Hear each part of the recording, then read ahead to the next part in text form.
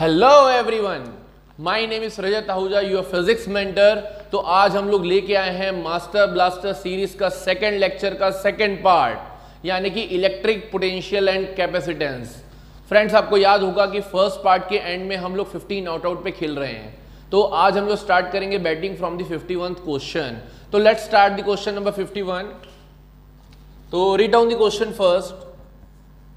An air capacitor is connected to a battery. The effect of filling the space between the plates with a dielectric is to increase. आपको चार options दिए हुए हैं कि charge and potential difference, electric field and capacitance and charge and the capacitance. तो पहले हमको क्या बोला है कि हमारा कैपेसिटर से ये था, ठीक है। इस कैपेसिटर में क्या था, इस कैपेसिटर की कैपेसिटी वहां मैं मान लेता हूं कितनी है, C is nothing but epsilon naught A upon D। ये हम लोग को पता है in case of the parallel plate capacitor. But क्या किया गया, इसी कैपेसिटर के बीच में मैं मान लेता हूं कि कोई डाइलेक्ट्रिक मीडियम को अगर इंसर्ट कर देता हूं जिसका डाइलेक्ट्रिक कांस्टेंट K है। क्लियर है? तब क्या होता है, इस पर्टिकुलर डाइलेक्ट्रिक के डालने से हमको पता है कि इस C का वैल्यू कैसे चेंज हो जाता है। मैं मान लेता हूं इसकी कैपेसिटी से C डैश है, C dash is nothing but epsilon not की जगह में आता है एप्सिलॉन नॉट इनटू K। हमको पता था कि डाइलेक्ट्रिक कितना टाइम्स बढ़ जाता है, मतलब हमारा जो कैपेसिटी है डाइलेक्ट्रिक के टाइम बढ़ जाता है, यानी कि एप्सिलॉन नॉट की जगह में हम पुट करेंगे epsilon naught K A upon D। अगर हम लोग ध्यान से देखें तो इसमें हम लोग लिख सकते हैं कि it is nothing but K times of epsilon naught A upon D, यानी कि it is nothing but K into C। मतलब क्लियरली हमको एक चीज तो समझ आ रहा है कि हमारा C dash is greater than C, यानी कि हमारी कैपेसिटी बढ़ गई है। अब मैं क्या करता हूं, एक और चीज बता देता हूं, इन दोनों कैपेसिटर्स के बीच में अभी भी एक चीज जो सेम रहेगी वो होगी पोटेंशियल। तो जब पोटेंशियल सेम मैं मान के चलता हूं तो हमको फॉर्मूला पता है कि C is equal to Q upon V होता है, then V is equal to Q upon C, यानी कि Q1 अपॉन C1 मतलब मैं मान लेता हूं से इनिशियल फेज का, या इसको मैं मान लेता हूं C1 की जगह में C मान लेता हूं, Q upon C is equal to Q dash upon C dash. मतलब Q dash upon C dash हमारा क्या हो जाएगा, फाइनल केस में चार्ज और इसके इनिशियल केस में चार्ज। तो हमको यहां से पता चल जाएगा Q dash will be nothing but C dash upon C into Q, ठीक है। C dash upon C into Q, यहां से भी अपन को पता चल जाएगा C dash upon C is nothing but K। तो वी कैन सी दैट कि Q dash is equal to K into Q। तो again we can see that कि K इज ग्रेटर देन 1, यानी कि Q dash is greater than Q। तो हमारा अगर clearly देखें कि डाइलेक्ट्रिक के डलने से हमारा क्या क्या चीज इंक्रीज हो रहा है, एक तो कैपेसिटेंस इंक्रीज हो रहा है, दूसरा चार्ज इंक्रीज हो रहा है। तो ऐसा कौन सा ऑप्शन है जो हमको बोल रहा है, yes it is option number D, कि जब भी हम क्या करेंगे डाइलेक्ट्रिक मीडियम को इंसर्ट करेंगे तो हमारा चार्ज और कैपेसिटेंस दोनों बढ़ जाता है। Now move to the question number 52। Read down the question first कि putting a dielectric substance between the two plates of the condenser, capacity, potential and potential difference will respectively। जब भी हम क्या करने वाले हैं कि डाइलेक्ट्रिक मटेरियल को पोल्यूट करने वाले हैं तो हमारा क्या क्या होने वाला है।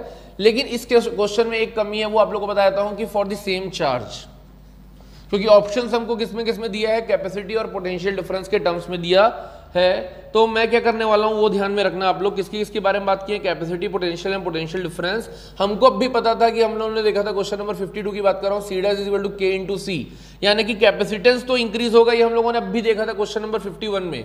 लेकिन अगर मैं मानूं कि चार्ज सेम है, क्योंकि the options are given in terms of potential and potential energy, तो how it can get affected. तो हमको पता है C इज इक्वल टू होता है Q upon V। For constant Q we can say that C is inversely proportional to V। Then clearly आपका अगर capacitance increase हो रहा है, आपका क्लियरली दिख रहा है C dash is equal to KC, यानी कि C dash is greater than C, यानी कि C इंक्रीज हो रहा है। अगर C इंक्रीज होगा तो आपकी पोटेंशियल क्या होगा, यस पोटेंशियल डिक्रीजेस। और आपको पता है कि potential energy U is nothing but Q into V, charge is a constant and V is decreasing, definitely आपका पोटेंशियल एनर्जी भी डिक्रीज होगा। तो यहाँ पे ऑप्शन क्या आएगा कि आपका कैपेसिटी इंक्रीज होगा, पोटेंशियल आपका डिक्रीज होगा, और पोटेंशियल एनर्जी भी आपकी डिक्रीज होगी। तो ऑप्शन आएगा 52 का A, correct। Now move to the question number 53 sorry। 7 capacitors each of capacity 2 microfarad are connected are to be connected to have a total capacity 10/11 microfarad, which will be the necessary figure as shown in the figure. हमको 4 figures दिए हुए हैं, इसमें पहले क्या करना है, हमको सबके लिए कैलकुलेट करके देखना है कि किसके लिए क्या आ रहा है, हमारा कैपेसिटी 10/11 माइक्रोफेरेड आ रहा है. तो मैं स्टार्ट करूंगा 1 by 1 निकालना. अगर मान लो किसी में आ जाएगा तो मैं आगे कैलकुलेट नहीं करूंगा. चलो हम क्या करते हैं, ऑप्शन नंबर ए के लिए निकालते हैं. Let's draw the diagram first कि दिस हाउ 1 2 3 4 5 कैपेसिटर्स आपके पैरेलल में कनेक्टेड थे. उसके साथ में 2 कैपेसिटर्स और कनेक्टेड हैं और हमको सबका कैपेसिटर क्या कैपेसिटी कितना बोला है 2 माइक्रोफेरेड दिया. मैं यूनिट नहीं लिखूंगा, सबके लिए 2 2 2 2 2, यहाँ भी 2 है, यहाँ भी 2. तो चलो चेक करते हैं इसके लिए इक्विवेलेंट कैपेसिटेंस कितना आएगा. आपको क्लियरली दिख रहा है कि 1 2 3 4 5 कितने कैपेसिटेंस है, 3 + 2 5 कैपेसिटेंस आपके पैरेलल कॉम्बिनेशन में कनेक्टेड हैं. तो ये पैरेलल कॉम्बिनेशन में कनेक्टेड है, तो मैं इन लोग का कैपेसिटेंस मान लेता हूं. सही, it is nothing but C parallel is equal to 2 + 2 + 2 + 2 + 2 यानी कि 5 × 2 यानी कि इट विल बी 10 माइक्रोफेरेड. ठीक है, अब क्लियरली देखिए ये जो नया आएगा CP, ये किसके साथ सीरीज में हो जाएगा, हमारे जो बाकी बचे हुए 2 CP 2 और 2 ये तीनों सीरीज में हैं. तो इन सीरीज कॉम्बिनेशन में जब हम लोग इक्विवेलेंट कैपेसिटेंस निकालते हैं तो वो कितना आता है, it will be nothing but 1/C equivalent जो हमको फाइनल निकालना है 1/10 + 1/2 + 1/2. क्लियरली एलसीएम ले लो 10, it will become 1 + 5 + 5, then it will become 11/10, but it is 1/C equivalent, and C equivalent will be nothing but 10/11 microfarad. और यही हमको पूछा था कि 10/11 माइक्रोफेरेड कौन से डायग्राम में या कौन से फिगर में आ रहा है. तो हमारा डायरेक्टली ऑप्शन आ रहा है ए. बाकी 3 के लिए कैलकुलेट करने की जरूरत नहीं है. हाँ, अलग बात है कि अगर हमारा नहीं आया रहता तो हम क्या करते, फर्दर कैलकुलेट करते बाकी फिगर्स के लिए. ठीक है, तो this how we can calculate the equivalent capacitance for any given circuit, जो हम लोगों ने ऑलरेडी पढ़ा हुआ है. Now move to the question number 54. ठीक है, 5 capacitors of 10 microfarad capacity each are connected to a DC potential of 100 volt. Okay, and as shown in the adjoining figure, हमको जो फिगर दिया हुआ उसमें बात कर रहा है. साथ में क्या बोला है, the equivalent capacitance between A and B will be equal to, हमको A और B के बीच में क्या निकालना है, इक्विवेलेंट कैपेसिटेंस निकालना है. तो let's see how we can do that. तो ये पहले डायग्राम हम लोग ड्रॉ कर लेते हैं. इस तरीके से ये डायग्राम बना हुआ है और जिसका 10 आपको दिया हुआ है, क्या कैपेसिटेंस आपको 10 दिया हुआ है सबका, और A और B के बीच में हमको क्या बोला है, इक्विवेलेंट कैपेसिटेंस निकालने बोला है. तो फ्रेंड्स इस टाइप के क्वेश्चन में एक चीज याद रखना कि ये आपको देख के कुछ याद आ रहा होगा अगर आप करंट इलेक्ट्रिसिटी पढ़े होते. तो ये जो बीच वाला फंडा रहता है ना, this is called the Wheatstone concept. यहाँ पे व्हीटस्टोन ब्रिज बन रहा है. व्हीटस्टोन ब्रिज में क्या होता है ना, जो ब्रांच बीच की रहती है ना, ये वाली ब्रांच, यहाँ पे आपका ना गैल्वेनोमीटर करंट 0 होता है. तो ये वाली आर्म को हम लोग क्या कर देते हैं, डिस्कार्ड कर देते हैं for balance condition. Wheatstone bridge बनता है, ये कॉन्सेप्ट होता है व्हीटस्टोन ब्रिज, जिसके कारण क्या होता है, जो बीच वाली आर्म रहती है उसमें करंट 0 होता है. यानी कि एक लाइन में बोला जाए, इस पॉइंट का पोटेंशियल और इस पॉइंट का पोटेंशियल क्या हो जाता है, सेम हो जाता है. अगर यहाँ V है तो यहाँ भी V है, तो यहाँ पे कोई चार्ज फ्लो नहीं होगा. मतलब हम क्या कर सकते हैं, ये वाले कैपेसिटेंस को अपन क्या कर सकते हैं, डिस्कार्ड कर सकते हैं या निकाल सकते हैं. तो ये जो सर्किट है वो किस तरीके से रिड्यूस हो जाएगा, हम लोग वो देखते हैं. तो लेट्स सी किस तरीके से ये सर्किट सिंपल फॉर्म में रिड्यूस हो जाने वाला है. Just put here point A, यहाँ पे ये 10 का आ जाएगा और ये 10 का आ जाएगा इस तरीके से. सिमिलरली यहाँ पे 10 का आ जाएगा और यहाँ पे 10 का आ जाएगा इस तरीके से. This will become point A, this will become point B. इन दोनों पॉइंट्स के बीच में हमको क्या निकालना है, इक्विवेलेंट कैपेसिटेंस निकालना है. तो क्लियरली देखिए ये दो जो है वो सीरीज में 10-10, तो डायरेक्टली हमको कॉन्सेप्ट से पता है अगर दोनों 10-10 है तो ये हो जाएगा 5, जस्ट हाफ हो जाएगा क्योंकि इक्वल है. सिमिलरली दूसरा वाला भी क्या हो जाएगा, again it will become 5. This is point A, this is point B. Again क्या होगा, अगर ये 5-5 सेम कैपेसिटेंस है और दोनों पैरेलल में है तो हमारा इक्विवेलेंट कैपेसिटेंस कितना आ जाएगा, इट इज नथिंग बट 5 + 5 यानी कि 10 माइक्रोफेरेड. और हमारा आंसर क्या हो जाएगा, option number D. So this is question number 54. Now move to the question number 55, the similar kind of question जिसमें हम लोग को इक्विवेलेंट कैपेसिटेंस निकालना है. First read down the question in the circuit diagram as shown in the figure. In the adjoining figure, the resultant capacitance between P and Q is. हमको क्या करना है, सेम हमको रिजल्टेंट कैपेसिटेंस निकालना है P और Q के बीच में. तो let's draw the diagram first. तो हम लोग क्या करते हैं, इस पर्टिकुलर 55 क्वेश्चन के लिए डायग्राम बनाते हैं। दिस इज पॉइंट P, यहाँ पे एक कैपेसिटेंस लगा हुआ है, this is point Q, again यहाँ पे कैपेसिटेंस लगा हुआ है या कैपेसिटर लगा हुआ है। ये क्या करते हैं हम लोग, इसको 2 माइक्रोफैरड बता देते हैं। मैं इसमें यूनिट नहीं लिख रहा हूँ क्योंकि मेरे को डायरेक्ट लिखना है, फास्ट कैलकुलेशन चाहिए। यूनिट आपको पता है कि कैपेसिटेंस की फैरेड होती है। This is also 2, this is 3। Now what we need to do, we need to calculate the equivalent capacitance between P and Q। See directly कि this 2 are connected in the parallel combination, तो directly we can add 2 + 3 is 5। तो again redraw the diagram, it will reduce like this। This is P, this is Q, then 2 + 3 will 5, this is 12, this is 20। now we can see that all the 3s are connected in series combination, so C equivalent in this case will be nothing but 1/12, 1/12 plus 1/5 plus 1/20। let's calculate the LCM here, it will be 60 clearly, and it will be 5za, it will be 12za, it will be 3za, then it will become 12 + 3 15, 15 + 5 20/60 है ना। This is sorry 1/C equivalent, 1/C equivalent, 1/C equivalent, and C equivalent will become 60/20, यानी कि it will be 3 microfarad। so any option here? yes, it is option number B। तो 55 का क्या आएगा, B। now read down the question number 56। Clearly देखिए कि 2 capacitors of capacity C1 and C2 are charge to a voltages V1 and V2 respectively. There will be no charge of energy in connecting them in parallel if. एक line में याद रखना, ये simple सा concept है, कभी भी किसी भी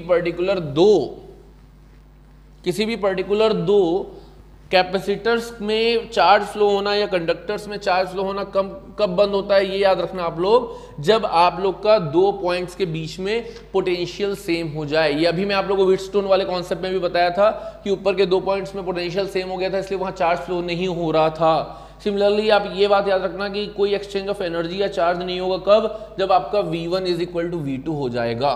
तो ये आप लोगों को डायरेक्ट याद रखना पड़ेगा। क्वेश्चन नंबर 56 का कॉन्सेप्ट यही है कि जब भी 2 पॉइंट्स का पोटेंशियल बराबर होता है, there will be no exchange of charges और no flow of charges and no exchange of energies. Now move to the question number 57। नाउ हम लोग डायरेक्टली बात करेंगे किसकी, क्वेश्चन नंबर 57 की। This is a tricky question, try to understand the question first. क्या लिखा है कि a capacitor of capacity C1 is charge to a potential of V0। ठीक है, आपको एक कैपेसिटर दिया है जिसको हम लोग चार्ज करके, जिसकी कैपेसिटी क्या है, C1 है, जो चार्ज करके रखे हैं जिसको हम लोग V0 पोटेंशियल से, है ना। अब क्या बोला, on disconnecting it with battery it is connected to a capacitor of capacity C2। Now हम लोगों ने क्या किया, उसको डिस्कनेक्ट कर दिया से this is again C1, same diagram है, जिसका पोटेंशियल हम लोगों ने V0 में मेंटेन करके रखा था, उसको हम लोगों ने स्विच को ऑन किया, उसको कनेक्ट कर दिया एक और कैपेसिटर से जिसकी कैपेसिटी C2 है। ठीक है, तो आपको क्या बोला है इस केस में, the ratio of energies before and after connection of the switch will be. जब भी ये स्विच को मैं क्या कर लूंगा, क्लोज मान के चल रहा हूं, अभी एक्टिव है, पूरी सर्किट एक्टिव है, तब के केस में क्या होगा, पहले इसको बैटरी से कनेक्ट किए थे जिसकी V0 पोटेंशियल था, इसको C1 वाले क्या करते कैपेसिटेंस में क्या कर रहा था, चार्ज भेज रहा था। उसके बाद मैंने क्या किया, इस C1 पोटेंशियल वाले को पोटेंशियल बैटरी से डिस्कनेक्ट करके उसको क्या कर दिया, एक और कैपेसिटर से कनेक्ट कर दिया। तो एक चीज हमेशा याद रखना, इस टाइप के केसेस में पहले जो चार्ज फ्लो हो रहा था वो पूरा चार्ज किस में आ गया, यहां से Q चार्ज फ्लो हो रहा था, वो Q चार्ज कहां पे आ गया था, Q चार्ज हमारा पूरा कैपेसिटेंस C1 में आ गया था। तो हमारा चार्ज इनिशियली कितना था, it is nothing but Q = CV, यानी कि C1 × V0। सिमिलरली यही वाला जो चार्ज है ना, जो कहां पे फ्लो हो रहा था, C1 × V0 में आ गया था, यही चार्ज क्या हो जाएगा, Q करके फ्लो होना स्टार्ट हो जाएगा C2 वाले में भी।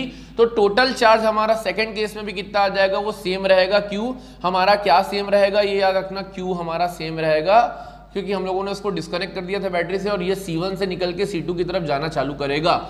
एंड Q = CV, तो यहाँ पे आ जाएगा C1, बट यहाँ पे पोटेंशियल डिफरेंस चेंज हो जाएगा। मैं मान लेता हूँ sir, new potential will be nothing but V। कितना हो जाएगा, मैं मान लेता हूँ इसका न्यू पोटेंशियल कितना है से, दूसरे केस में मैं पोटेंशियल इसका मान लेता हूँ कितना, V। ठीक है, क्यों, और दोनों को पैरेलल कॉम्बिनेशन में मान रहा हूँ, इसलिए क्या होगा तुम्हारा, इसका पोटेंशियल डिफरेंस दोनों का सेम होगा, V और V। इनिशियली हमारा कितना था, V0 था, अब दोनों सेम पोटेंशियल में मेंटेन होंगे, क्योंकि मैं मान लेता हूँ it is in parallel combination when connected. और पैरेलल कॉम्बिनेशन में क्या रहता है, V सेम रहता है, तो I can say that the total charge will be nothing but C1V × C2V। तो मैं क्या कर सकता हूँ, क्लियरली देखिए, इनिशियली चार्ज C1 × V0 था, बाद में चार्ज कितना हो गया, C1V × C2V, बट ये दोनों चार्जेस इक्वल हैं। तो यहां से मेरे को निकल सकता है C1 into V naught is equal to C1V plus C2V। तो I can see here C1 into V naught is equal to C1 plus C2, V common निकल जाएगा, देन V या final potential will be nothing but C1 V naught upon C1 plus C2। Take it as equation number 1। ये हमारा potential निकला है through concept की charge हमारा दोनों केस में सेम है, मतलब यहाँ बैटरी ने जितना दिया था वही तुम्हारा क्या होगा दोनों कैपेसिटर्स में मेंटेन करेगा। नाउ अब मैं तुमको क्या बताना चाह रहा हूँ वो समझने की कोशिश करना कि इनिशियल एनर्जी जब मैं क्या किया था उसको बैटरी से कनेक्ट करके रखा था, तो इनिशियल एनर्जी हो जाएगी हमारी half C1 into V naught का square. Take it as equation number 2। Now final energy कितनी हो जाएगी जब मैं उसको क्या करूंगा स्विच को ऑन करके दोनों कैपेसिटर्स को पैरेलल में कनेक्ट कर दूंगा, तो obviously it will be nothing but half C1V square plus half C2V square. सही बात है क्या कि half C1V square plus half C2V square ये मेरा क्या हो जाएगा तुम्हारा फाइनल एनर्जी हो जाएगा, यानी कि I can take common here C1 plus C2 will be here and it will be nothing but V square. अब मैं V स्क्वायर की वैल्यू को इक्वेशन 1 से क्या कर सकता हूं पुट कर सकता हूं, तो यूजिंग 1 ये हो जाएगा half C1 plus C2। V1 की वैल्यू क्या थी यहाँ पे, C1 की जगह इसका आ जाएगा C1 square V naught square upon C1 plus C2 का होल स्क्वायर। ये C1 प्लस C2 और इसका स्क्वायर कट जाएगा तो यहाँ पे U फाइनल आ जाएगा, U final will be nothing but half, ये क्या था आप लोग का C1 square V naught square upon C1 plus C2। सही बात है क्या, yes. Take it as equation number 3। अब मेरे को क्या करना है इक्वेशन नंबर, मेरे को रेशियो चाहिए किसका इनिशियल और फाइनल एनर्जी का, तो यानी कि UI अपॉन UF चाहिए, तो डायरेक्टली क्या करता हूँ UI की वैल्यू को यहाँ से पुट कर देता हूँ, it will be nothing but half C1 V naught square, और फाइनल वाली की वैल्यू को यहाँ से पुट कर देता हूँ, it will be nothing but half C1 square V naught square upon C1 plus C2। Clearly यहाँ पे देखिए हाफ हाफ कैंसल, C1 से एक C1 cancel, V naught square cancel, एक C1 यहाँ बच रहा है, C1 प्लस C2 ऊपर चले जाएगा तो ये आ जाएगा C1 प्लस C2 और C1 नीचे में था, तो this will be your answer. The ratio between the initial and final energy, कौन सा पॉइंट आ रहा है आपका, ऑप्शन नंबर ए आ रहा है C1 plus C2 upon C1। तो क्लियरली देखिए मैंने सिंपल सा तुमको रिपीट कर रहा हूं कि इनिशियली जो चार्ज था वो Q था, यही चार्ज तुम्हारा क्या हुआ ये दोनों में डिवाइड हो गया, लेकिन दोनों चार्जेस का सम जो रहेगा वो कांस्टेंट रहेगा क्योंकि इनिशियली जितना चार्ज था उतना ही रहेगा, यानी कि C1V प्लस C2V दोनों पैरेलल में थे इसलिए दोनों का पोटेंशियल डिफरेंस V होगा। अब मैंने क्या माना कि C1V naught is equal to C1V plus C2V, दोनों को इक्वेट कर दिया, तो यहां से एक पोटेंशियल निकल गया कितना V is equal to C1V naught upon C1 plus C2। Initial energy जो थी किसमें तुम्हारे कैपेसिटर में वो कितनी थी, half C1 into V naught square, ही हम लोगों ने पढ़ा है एनर्जी का कैपेसिटर्स में। फिर फाइनल एनर्जी कैसे निकाल दिया, half C1V square plus half C2V square, यानी कि half C1 plus C2 into V square, V की वैल्यू यहाँ पुट कर दिए और दोनों को डिवाइड करके रेशियो निकाल दिए, तो हाँ आ गया हमारा C1 plus C2 upon C1, ये C1 है ना नॉट 4 है, तो आ गया हमारा option number A. So this is about the question number 57। Read down the question number 58। The capacities of two conductors are C1 and C2 and their respective potentials are V1 and V2. If they are connected by a thin wire, then the loss of energy will be given by। तो हम लोग क्या करते हैं solve करते हैं question number 58 को। यहाँ पे पहले क्या बोला है कि दो कंडक्टर्स थे, मैं मान लेता हूँ से जिसकी कैपेसिटी C1 थी, पोटेंशियल V1 था, और दूसरा कंडक्टर था जिसकी कैपेसिटी C2 थी और पोटेंशियल V2 था। ये दोनों कैपेसिटर्स या कंडक्टर को हम लोगों ने क्या किया, एक थिन वायर से कनेक्ट कर दिया, तो ये दोनों किस में आ गए, सीरीज में आ गए। ठीक है, when I have connected both the conductors they both comes in series. तो होगा क्या इसमें, मान लेते हैं कि स्टार्टिंग वाले का पोटेंशियल V1 था, दूसरे वाले का पोटेंशियल V2 था, और मान लेते हैं कि स्टार्टिंग केस में से V1 is greater then V2, तो डेफिनेटली चार्ज हमारा हायर पोटेंशियल से लोअर पोटेंशियल आना स्टार्ट करेगा, और चार्ज तब तक फ्लो होगा जब तक दोनों का पोटेंशियल V ना हो जाए। V पोटेंशियल रीच करने के बाद क्या हो जाएगा कि चार्ज का फ्लो स्टॉप हो जाएगा, बट चार्ज कितना फ्लो करेगा, जितना एक्चुअल में स्टार्टिंग में था। तो मैं मान लेता हूं again in both the cases charge will remain same. कैसे कि initial charge is nothing but it is nothing but C1V1 plus C2V2, है ना। That charge will also remain equal to after the series combination. Series combination में charge का पहले कैसे निकालते हैं, it is nothing but C equivalent into V, और series combination में C इक्विवेलेंट कैसे निकालते हैं ये आप लोग याद रखना, C1 C2 upon C1 plus C2, but इसकी वैल्यू अभी मैं नहीं लिखूंगा, इसको ऐसे ही रखा हुआ। ठीक है, तो यहां से हमारा जो कॉमन पोटेंशियल V रीच हुआ वो कितना आ जाएगा, C1V1 plus C2V2 upon C equivalent. Take it as equation number 1। अब now calculate the initial energy, and initial energy was nothing but half C1 V1 square plus half C2 V2 square. Take it as equation number 2. Now final energy will be nothing but after the connection the final energy will become half C equivalent into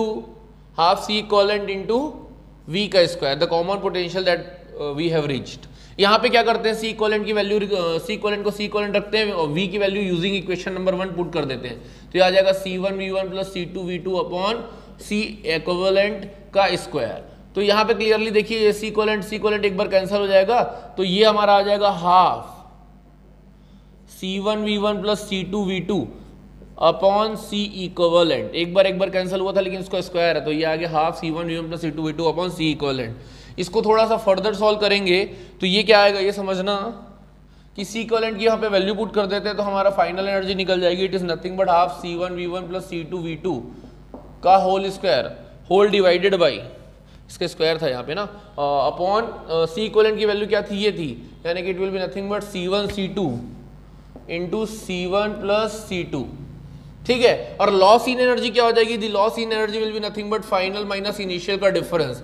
final कितना होगा, half C1 V1 plus C2 V2 का whole square upon C1 C2 into C1 plus C2 minus जो हमारी initial energy थी वो कितनी थी, minus half C1 V1 square minus half C2 V2 square. ये एक्सप्रेशन को जब आप लोग सॉल्व करोगे तो मैं आपको डायरेक्ट रिजल्ट बता देता हूं जो आपके काम आने वाला है, इसको आप याद भी रखना. वो आ जाएगा आपका result half C1 C2 upon C1 plus C2 into V1 minus V2 का whole square. This will be your change in energy यानी कि लॉस ऑफ एनर्जी, जो कि ऑप्शन नंबर क्या है आपका डी. इसको फर्दर सॉल्व करोगे तो आपका रिजल्ट क्या आएगा, यही आएगा. तो मैं डायरेक्टली आपको इसका रिजल्ट लिखा देता हूं. It is nothing but the loss in energy. तो आपको कॉन्सेप्ट बता दिया कि इनिशियली दोनों क्या थे, सेपरेटेड थे. जब दोनों को कनेक्ट किया चार्ज सेम रहेगा, और आपका दोनों को कनेक्ट करने के बाद सीरीज कॉम्बिनेशन में हुआ, और सीरीज कॉम्बिनेशन का अपन ने क्या निकाल दिया, यहाँ से फाइनल एनर्जी निकाल दिया, इनिशियल एनर्जी निकाल दिया, दोनों का डिफरेंस ले लिया, तो हमारा क्या आ गया, loss in energy. Now move to the question number 59. Move to the question number 59 here. Read down the question first. कि 4 condensers are joined as shown in the figure. The capacity of each is 8 microfarad. The equivalent capacitance between the points A and B will be. तो पहले क्या करेंगे, हम इसका diagram बनाएंगे, उसके बाद देखेंगे कि एक्चुअल में इस टाइप के केसेस में हम लोग इक्विवेलेंट कैपेसिटेंस कैसे निकालते हैं. तो let's draw the diagram first in question number 59. This is the diagram here 1 2 3 4. ठीक है, इस तरीके से ड्रॉ कर लो डायग्राम को. इसके बीच में एक पॉइंट ले लो, इसके बीच में भी एक पॉइंट ले लो, इसके बीच में भी एक पॉइंट ले लो, और क्या करो, यहाँ से इसको इस तरीके से ज्वाइन कर दिया है और लास्ट में ऐसा जोड़ दिया है. उसके बाद इन दोनों को जोड़ते हुए क्या कर दिया, इधर कर दिया. तो दिस इज पॉइंट बी दिया है, इसको ए दिया है. इस टाइप के केसेस में जब भी आपको इक्विवेलेंट कैपेसिटेंस निकालने बोलता है ना, तो आप लॉजिक ये लगाया करो कि कौन कौन ए वाला पॉइंट और बी वाले पॉइंट के बीच में हमको कैपेसिटेंस निकालने बोला है, और सबकी वैल्यू कितनी है, 8 है. 8 8 8 और 8. ठीक है, चारों हमारा कैपेसिटेंस कितना है, 8 माइक्रोफैरेड का है. याद रखना इसमें लॉजिक क्या है तुमको बताता हूँ. अगर ये ए पॉइंट है, ए पॉइंट किससे किससे कनेक्टेड है, याद रखना, ए इससे कनेक्टेड है तो ये भी ए होगा. ठीक है, ए वाला और कहाँ पे आके कनेक्ट हो रहा है, यहाँ होगा. ठीक है, तो ये ए हुआ, ये हुआ और ये ए हुआ. अब बी वाला देखो कहाँ का कनेक्ट हो रहा है, ये दिस इज पॉइंट बी और ये भी पॉइंट बी है.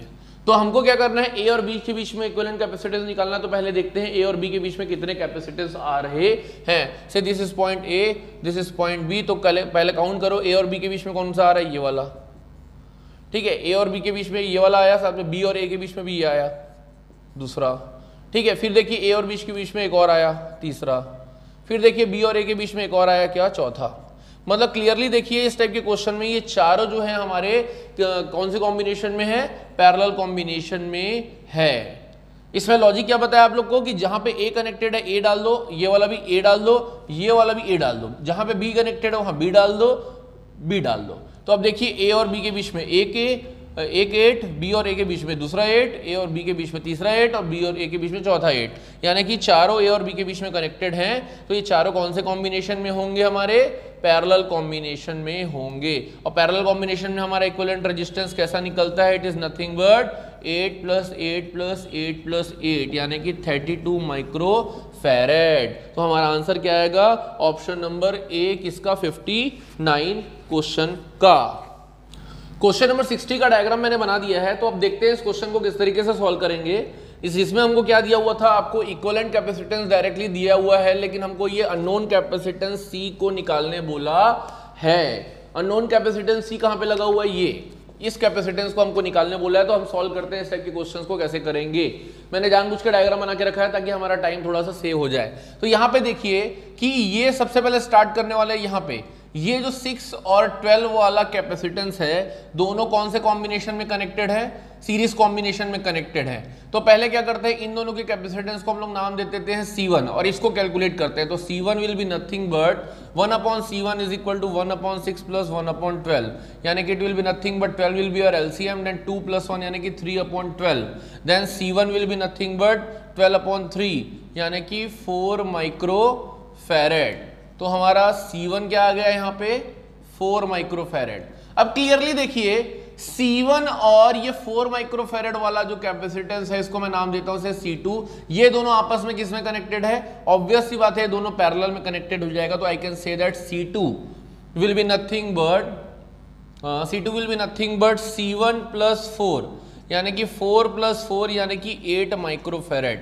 मतलब इन दोनों का कॉम्बिनेशन मिला के यहाँ पे जो मेरा आएगा that will be your 8 micro farad. ये सर्किट देखो इस तरीके से रेड्यूस हो गया। ये 1 माइक्रो फैरेड वाला तो आज भी यही था और कल भी यही रहेगा, और ये 8 माइक्रो फैरेड है, ये 2 माइक्रो फैरेड, ये भी आज भी यही था और कल भी यही रहेगा। नाउ सी ये वाला सर्किट यहाँ पे पहुंच चुका है। अब ये दोनों जो है ये कौन से कॉम्बिनेशन में कनेक्टेड है? पहले एक मिनट, सॉरी, ये वाला मैं थोड़ा सा काउंटर कर दिया था। ये दोनों जो कैपेसिटेंस है ये आपस में पैरेलल कॉम्बिनेशन में, मैं इसका नाम देता हूं से C3, and C3 will become 2 + 2 because it is in the parallel combination, it will become 4 micro farad. Sorry, तो it will come here 4 micro farad.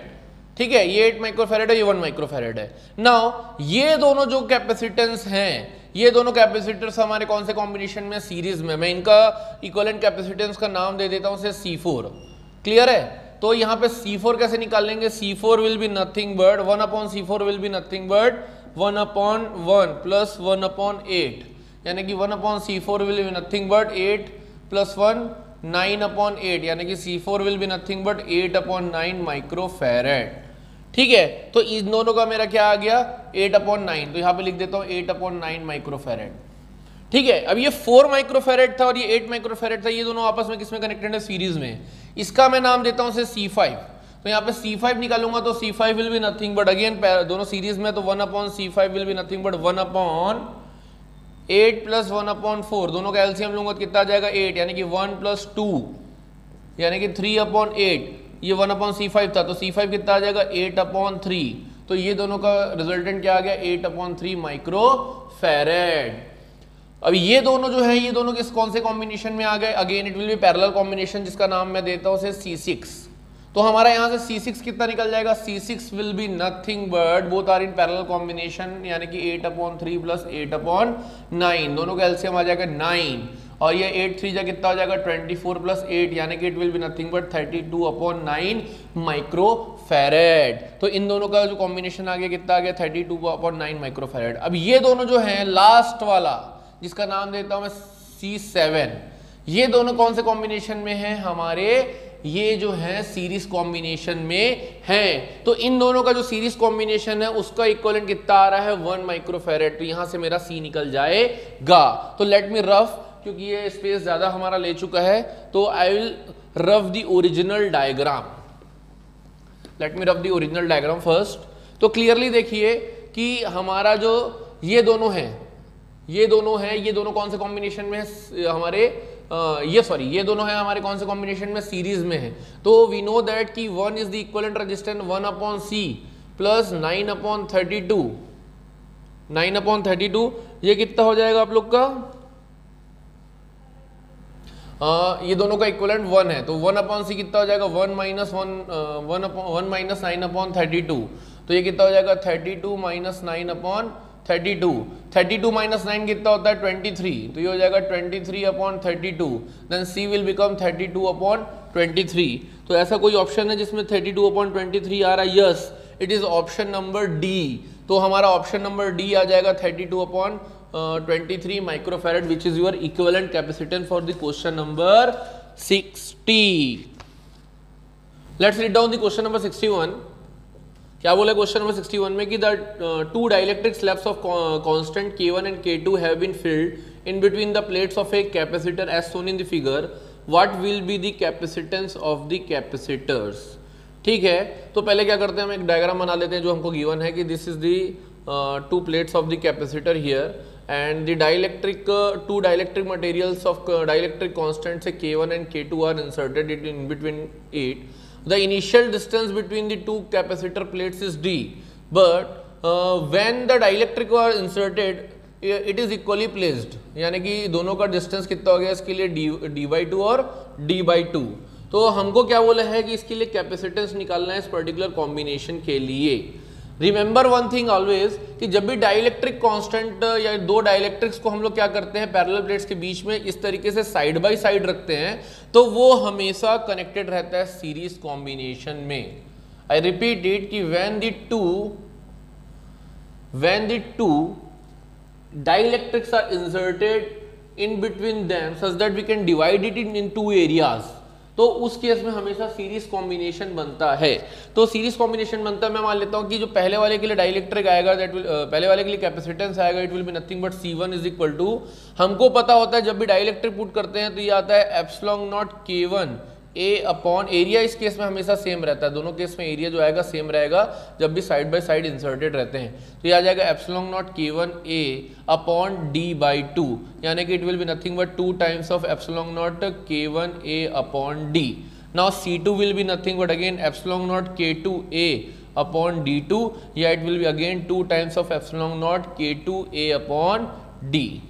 ये हमारा क्या आ गया C1 एंड C2, और दोनों कौन से कॉम्बिनेशन में है, सीरीज कॉम्बिनेशन में है। तो we can calculate the equivalent capacitance 1/C equivalent is equal to 1/C1 plus 1/C2 in case of the series combination. We already know that, यानी कि 1/C equivalent will be nothing but 1/C1, यानी कि it will be nothing but d upon 2 epsilon not K1 A plus d upon 2 epsilon not K2 A। ठीक है, again 1/C equivalent is equal to what will be the common, the d upon 2 epsilon naught A will become common 1/K1 plus 1/K2. Now solve it. Again 1/C equivalent will be nothing but 2/2 epsilon naught A. This will become K1 plus K2 whole upon K1 K2. Yeah, C equivalent will become directly K1 K2 d upon 2 epsilon naught A K1 plus K2. This will be your C equivalent. So any option here? Yes, it will be nothing but what will be the capacitance of the what will be the equivalent capacitance, sorry it will be opposite, I have not written correctly, let me correct here, 2 epsilon naught A K1 K2 upon K1 plus K2 into D, sorry the option will be here D। तो हमारा option क्या आएगा 61 का D, 2 epsilon naught A upon D K1 into K2 upon K1 plus K2। Clear है? Yes. Now read down the question number 62. Two identical capacitors have the same capacitance C. One of them is changed to potential V1 and the other to potential V2. ठीक है, the negative ends of the capacitors are connected together when the positive ends are also connected. The decrease in the energy of the combined system will be। ठीक है, तो ये थोड़ा tricky question है, तो एक बार अपन क्या करते हैं इसको सॉल्व करने की कोशिश करते हैं। तो क्वेश्चन नंबर 62 की बात कर रहे हैं, अगेन रीड करते हैं। Two identical capacitors have capacitance C and C, one of them is charge to potential V1 and other to potential V2। ठीक है, तो दो कैपेसिटेंस है जिनकी सेम कैपेसिटी है, one of them is charged to potential V1 and other is to potential V2. Say this is the positively charged plate, this is the negatively charged plate, again it will be positive charged plate, this is the negatively charged plate. The negative ends of the capacitors are connected together, मतलब negative ends को जोड़ दूंगा। When the positive ends are also connected, the decrease in the energy of the combined system will be। Obviously बात है कि जब दोनों ends को पॉजिटिव नेगेटिव को नेगेटिव से जोड़ेंगे तो ये कौन सा कॉम्बिनेशन बन जाएगा, पैरेलल कॉम्बिनेशन। ठीक है, तब उसके केस में डिक्रीज कितनी होगी एनर्जी उसकी बात किया है। ठीक है, तो सबसे पहले क्या करते हैं, स्टार्ट करते हैं इसकी इनिशियल एनर्जी कितनी होगी। इनिशियल एनर्जी की कितनी होगी, half C v1 square plus half C v2 square. Why? Because the initial capacity was c and the initial potential difference was v1, यानी कि half C v1 square plus half C v2 square. Clear है? अब या तो अपन दोनों में देखेंगे c common है कि नहीं, half C v1 square plus v2 square. This is initial energy, take it as equation number 1. Clear है? अब मेरे को एक चीज पता है कि अगेन सेम कॉन्सेप्ट जो तुम लोगों को पहले बताया था कि before connection and after connection charge remain same. तो इनिशियली चार्ज कितना होगा जब इसको अपन कनेक्ट नहीं किए थे, it was nothing but CV1 plus CV2. और जब कनेक्ट कर दिए पैरेलल कॉम्बिनेशन में तो it was nothing but C equivalent into जो पोटेंशियल आ गया, दोनों पैरेलल कॉम्बिनेशन में हमको पता होता है कि वोल्टेज कितना आ जाता है, V आ जाता है, that will be the common potential V. Then CV1 plus CV2 क्या हो जाएगा, C common V1 plus V2 and C equivalent in case of the parallel combination is nothing but C plus C into V. तो V कितना आ जाएगा हमारा, C upon 2C into V1 plus V2, या we can say that it is nothing but V1 plus V2 upon 2 because C will cancel. तो V is equal to V1 plus V2 upon 2. So final energy we can calculate here in terms of V1 plus V2, it is nothing but half C equivalent V square. And what was the C equivalent in case of the parallel combination? It was 2C और V कितना आ जाएगा, V1 plus V2 upon 2 का whole square. Now just try to calculate here, it will become 2C then V1 plus V2 का whole square, V1 plus V2 का whole square upon 4. Now what we have to calculate? We have to calculate the loss in energy. यानी कि it is nothing but U final minus U initial. Again just put here the U final formula, half 2C V1 plus V2 का whole square upon 4. Just cancel out the 2. Now minus half C V1 plus V2 V square plus V2 V1 square plus V2 square. Now see here 2 to cancel, it will become 1 by 4. ठीक है, it में come to negative positive, हमको यही देखना है loss क्या है. 1 by 4 C V1 का स्क्वायर प्लस V2 का square plus 2V1 V2. Why? Because it is nothing but A plus B का whole square and it is nothing but A square plus B square plus 2AB minus again half C V1 square minus half C V2 square. Now just we have to see what we can take the common here. Here it is 1 by 4, here it is 1 by 2. Just take the 1 by 2 C common. Now it will become V1 square plus V2 square plus 2V1 V2 upon 2 minus V1 square minus V2 square. Correct? Now take the LCM here, half C. It will become V1 का square plus V2 का square plus 2V1 V2 minus 2V1 square minus 2V2 का square upon 2. Clear है? Again it will take half C. Then V1 square minus 2V1 square, then V1 square minus V2 square plus 2V1 V2 upon 2. Take the minus sign common, it will be nothing but minus C by 2. It will become V1 square plus V2 square minus 2V1 V2 upon, you can take also 2 also here, so it will be C by 4. Now see, it is nothing but A square plus B square minus 2AB, and what will the formula? It will be nothing but V1 minus V2 का whole square. So this will become minus C by 4 V1 minus V2 का whole square. So which option will be correct? Yes, it is C. The negative sign just shows the loss in energy. So option will be nothing but 62 का C. 1 by 4 C V1 minus V2 का whole square. Read down the question number 63. See, there are 3 figures. Figures show some equipotential lines distributed in space. A charged object is moved from A to B. ठीक है, 3 अलग अलग figures दिए हुए हैं जिसमें charge object क्या करता है, ए से बी मूव कर रहा है. और हमको क्या बोला है कि 4 ऑप्शंस दिए हैं जिसमें वर्क डन के बारे में बात की है. Work done in figure 1 is greatest, work done in figure 2 is least, work done is same in all the figures and work done is in figure 3 is greater than figure 2 but equal to the figure 1. ऐसे करके 4 options दिए हैं. पहले तो हमको ये पता होना चाहिए कि work done by the electric field on the charge is nothing but Q into potential difference, यानी कि V initial minus V final. ये हमारा क्या होता है, work done on A charge. ये हमको पता है. अब मेरे को ये देखना है कि इस केस में तीनों डायग्राम में पोटेंशियल डिफरेंस कितना आ रहा है. चार्ज की वैल्यू तो सेम रहेगी, पोटेंशियल डिफरेंस कितना आ रहा है. तो पहले वाले डायग्राम में देखते हैं. पहला वाला 40 पे प्लेस्ड है, दूसरा वाला 20 से 40 की तरफ, 40 वोल्ट से 20 वोल्ट की तरफ अगर हम लोग देखेंगे तो इट इज नथिंग बट, अपन देखेंगे it is work done is nothing but Q times of 20 minus 40, यानी कि डिफरेंस कितना आ रहा है, माइनस Q इंटू 20. दूसरे वाले केस में देखते हैं, दूसरे वाले डायग्राम में work done will be nothing but charge into initial voltage was nothing but again 20 minus 40 and again the difference is nothing but 20.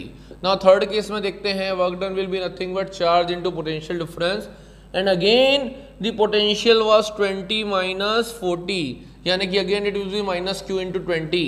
यानी कि तीनों केस में हमारा वर्क डन क्या आ रहा है, सेम आ रहा है. तो ऑप्शन क्या आएगा हमारा 63 का सी, कि work done is same in the figure 1, 2 and 3. Now read down the question number 64.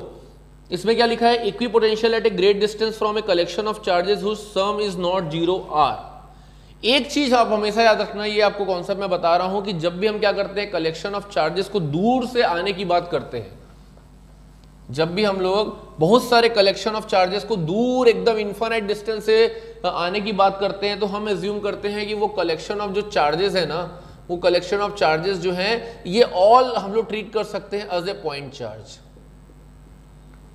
इसका रीजन बता रहा हूं कि जब भी कोई चीज बहुत दूर रहती है तो वो हमको एकदम पॉइंट चार्ज टाइप की दिखती है. जैसे हम लोग स्टार्स को देखते हैं, स्टार्स एक्चुअली में हो सकता है प्लैनेट से भी बड़े हों, लेकिन हमको दिखते कैसे हैं, एकदम small like a point. Just similarly जब भी हम किसी चार्ज के कलेक्शन को हम लोग दूर से अज्यूम करते हैं तो we treat it as a point charge. और हमको पता है in case of the point charge हमारा जो इलेक्ट्रिक फील्ड लाइंस किस तरीके से बनती है, electric field lines for a point charge से पॉजिटिव पॉइंट चार्ज आउटवर्ड्स बनती है. और इसके लिए जो हमारा इक्विपोटेंशियल सरफेस बनता है वो कैसे बनता है, स्फेरिकल. तो इसके केस में क्या आएगा हमारा answer, option number A in case of the 64. तो 64 का क्या आएगा, spheres. Now read down the question number 65. The electric potential V at any point 0 x y z in all in meters in space is given by, आपको एक equation दी हुई है 65 में potential की, it is nothing but 4x square volt. 4x square volt. The electric field at A point 1, 0 and 2. आपको electric field 1, 0, 2 volt meter में निकालनी है. आपको पता है electric field is nothing but minus dv upon dx, क्योंकि आपकी जो इक्वेशन दी हुई है वो किसके टर्म्स में दी हुई है, इन टर्म्स ऑफ द x. तो it will be nothing but minus of d upon dx 4x square, यानी कि it will be nothing but minus 8x. और वैल्यू पुट करोगे आप, x कोऑर्डिनेट्स पुट करोगे तो कितना दिया, 102 यानी कि माइनस 8 इंटू 1 यानी कि minus 8 meter, not meter sorry, आप इलेक्ट्रिक फील्ड निकाल रहे हैं ना, तो it will be nothing but minus 8 newton per coulomb. तो ऑप्शन क्या आएगा, 8 along the negative x axis, क्योंकि सामने में आ रहा माइनस साइन. तो 65 का ऑप्शन क्या आएगा, A. Now read down the question number 66. If a unit positive charge is taken from a point to another point over an equipotential surface. ये तो डेफिनेशन ही है कि इक्विपोटेंशियल सरफेस में आपको पहला पॉइंट प्रॉपर्टीज में पता होगा कि no work is done in moving a test charge और point charge from one point to another on equipotential surface. तो आंसर क्या आएगा इसका, 66 का डी. इसमें तो कुछ सोचना ही नहीं था. Now read down the question number 67. This is big tricky question. क्या लिखा है, capacitor is charge by a battery, the battery is removed and another identical uncharged capacitor is connected in parallel, the total electrostatic energy of the resulting system will be. So let's see how we are going to solve this question. Question number 67. Initially क्या बोला आपको कि capacitor is charge by a battery, मतलब एक मैं मान लेता हूं this is the capacitor which is charge by a battery having potential difference V. Clear है. And the battery is removed and another identical uncharged capacitor is connected in parallel. In the second case, one more capacitor is connected in parallel of the identical capacitor is connected in parallel having capacity C. ठीक है, तब क्या होगा, electrostatic energy इस case में क्या होगी ये हमको देखना है. तो आपको फिर वही लॉजिक बताने वाला हूं कि जब भी क्या होता है ना, स्टार्टिंग के केस में जो इतना चार्ज ये प्रोवाइड कर रहा था से Q, अभी भी जो चार्ज कौन प्रोवाइड करेगा, आपका ये वाला कैपेसिटर Q चार्ज ही प्रोवाइड करेगा. तो इस दोनों केसेस में चार्ज जो रहेगा वो सेम रहेगा. ठीक है, स्टार्टिंग में चार्ज Q प्रोवाइड कर रहा था तो ये हमारा Q किसके बराबर आएगा, C into V in terms of capacitance and voltage, है ना. और फाइनल केस में क्या आएगा, अगर मैं बात करूं कि दोनों पैरेलल कॉम्बिनेशन में है तो पैरेलल कॉम्बिनेशन में इक्विवेलेंट कैपेसिटेंस इनटू वोल्टेज. मैं मान लेता हूं कि इसके लिए जो नया वोल्टेज आया वो VDES आया, तो ये VDES ही हमको निकालना है. तो VDES will be nothing but CV.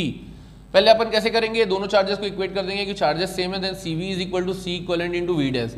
CV is equal to C equivalent, दोनों पैरेलल कॉम्बिनेशन में कितना आ जाएगा, it is nothing but C plus C यानी कि 2C इनटू VDES. हम लोग ऑलरेडी इस टाइप का क्वेश्चन किए हुए हैं. तो VDES will be nothing but CV upon 2C यानी कि V dash is nothing but V upon 2, यानी कि वोल्टेज हमारा हाफ हो जाएगा।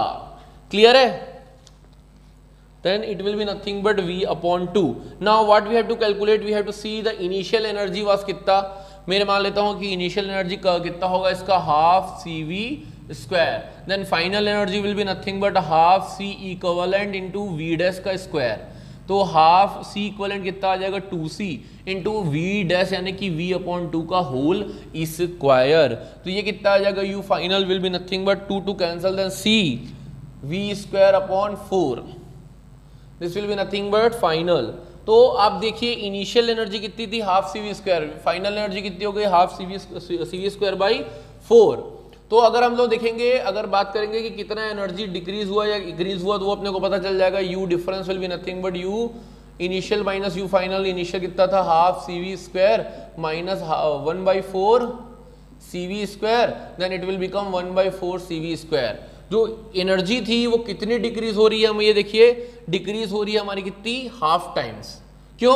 क्योंकि ओरिजिनल एनर्जी कितनी थी तुम्हारी हाफ CV स्क्वायर, और ये कितना डिक्रीज हो रहा है, इसको ऐसे भी लिख सकते हैं half times of half CV square.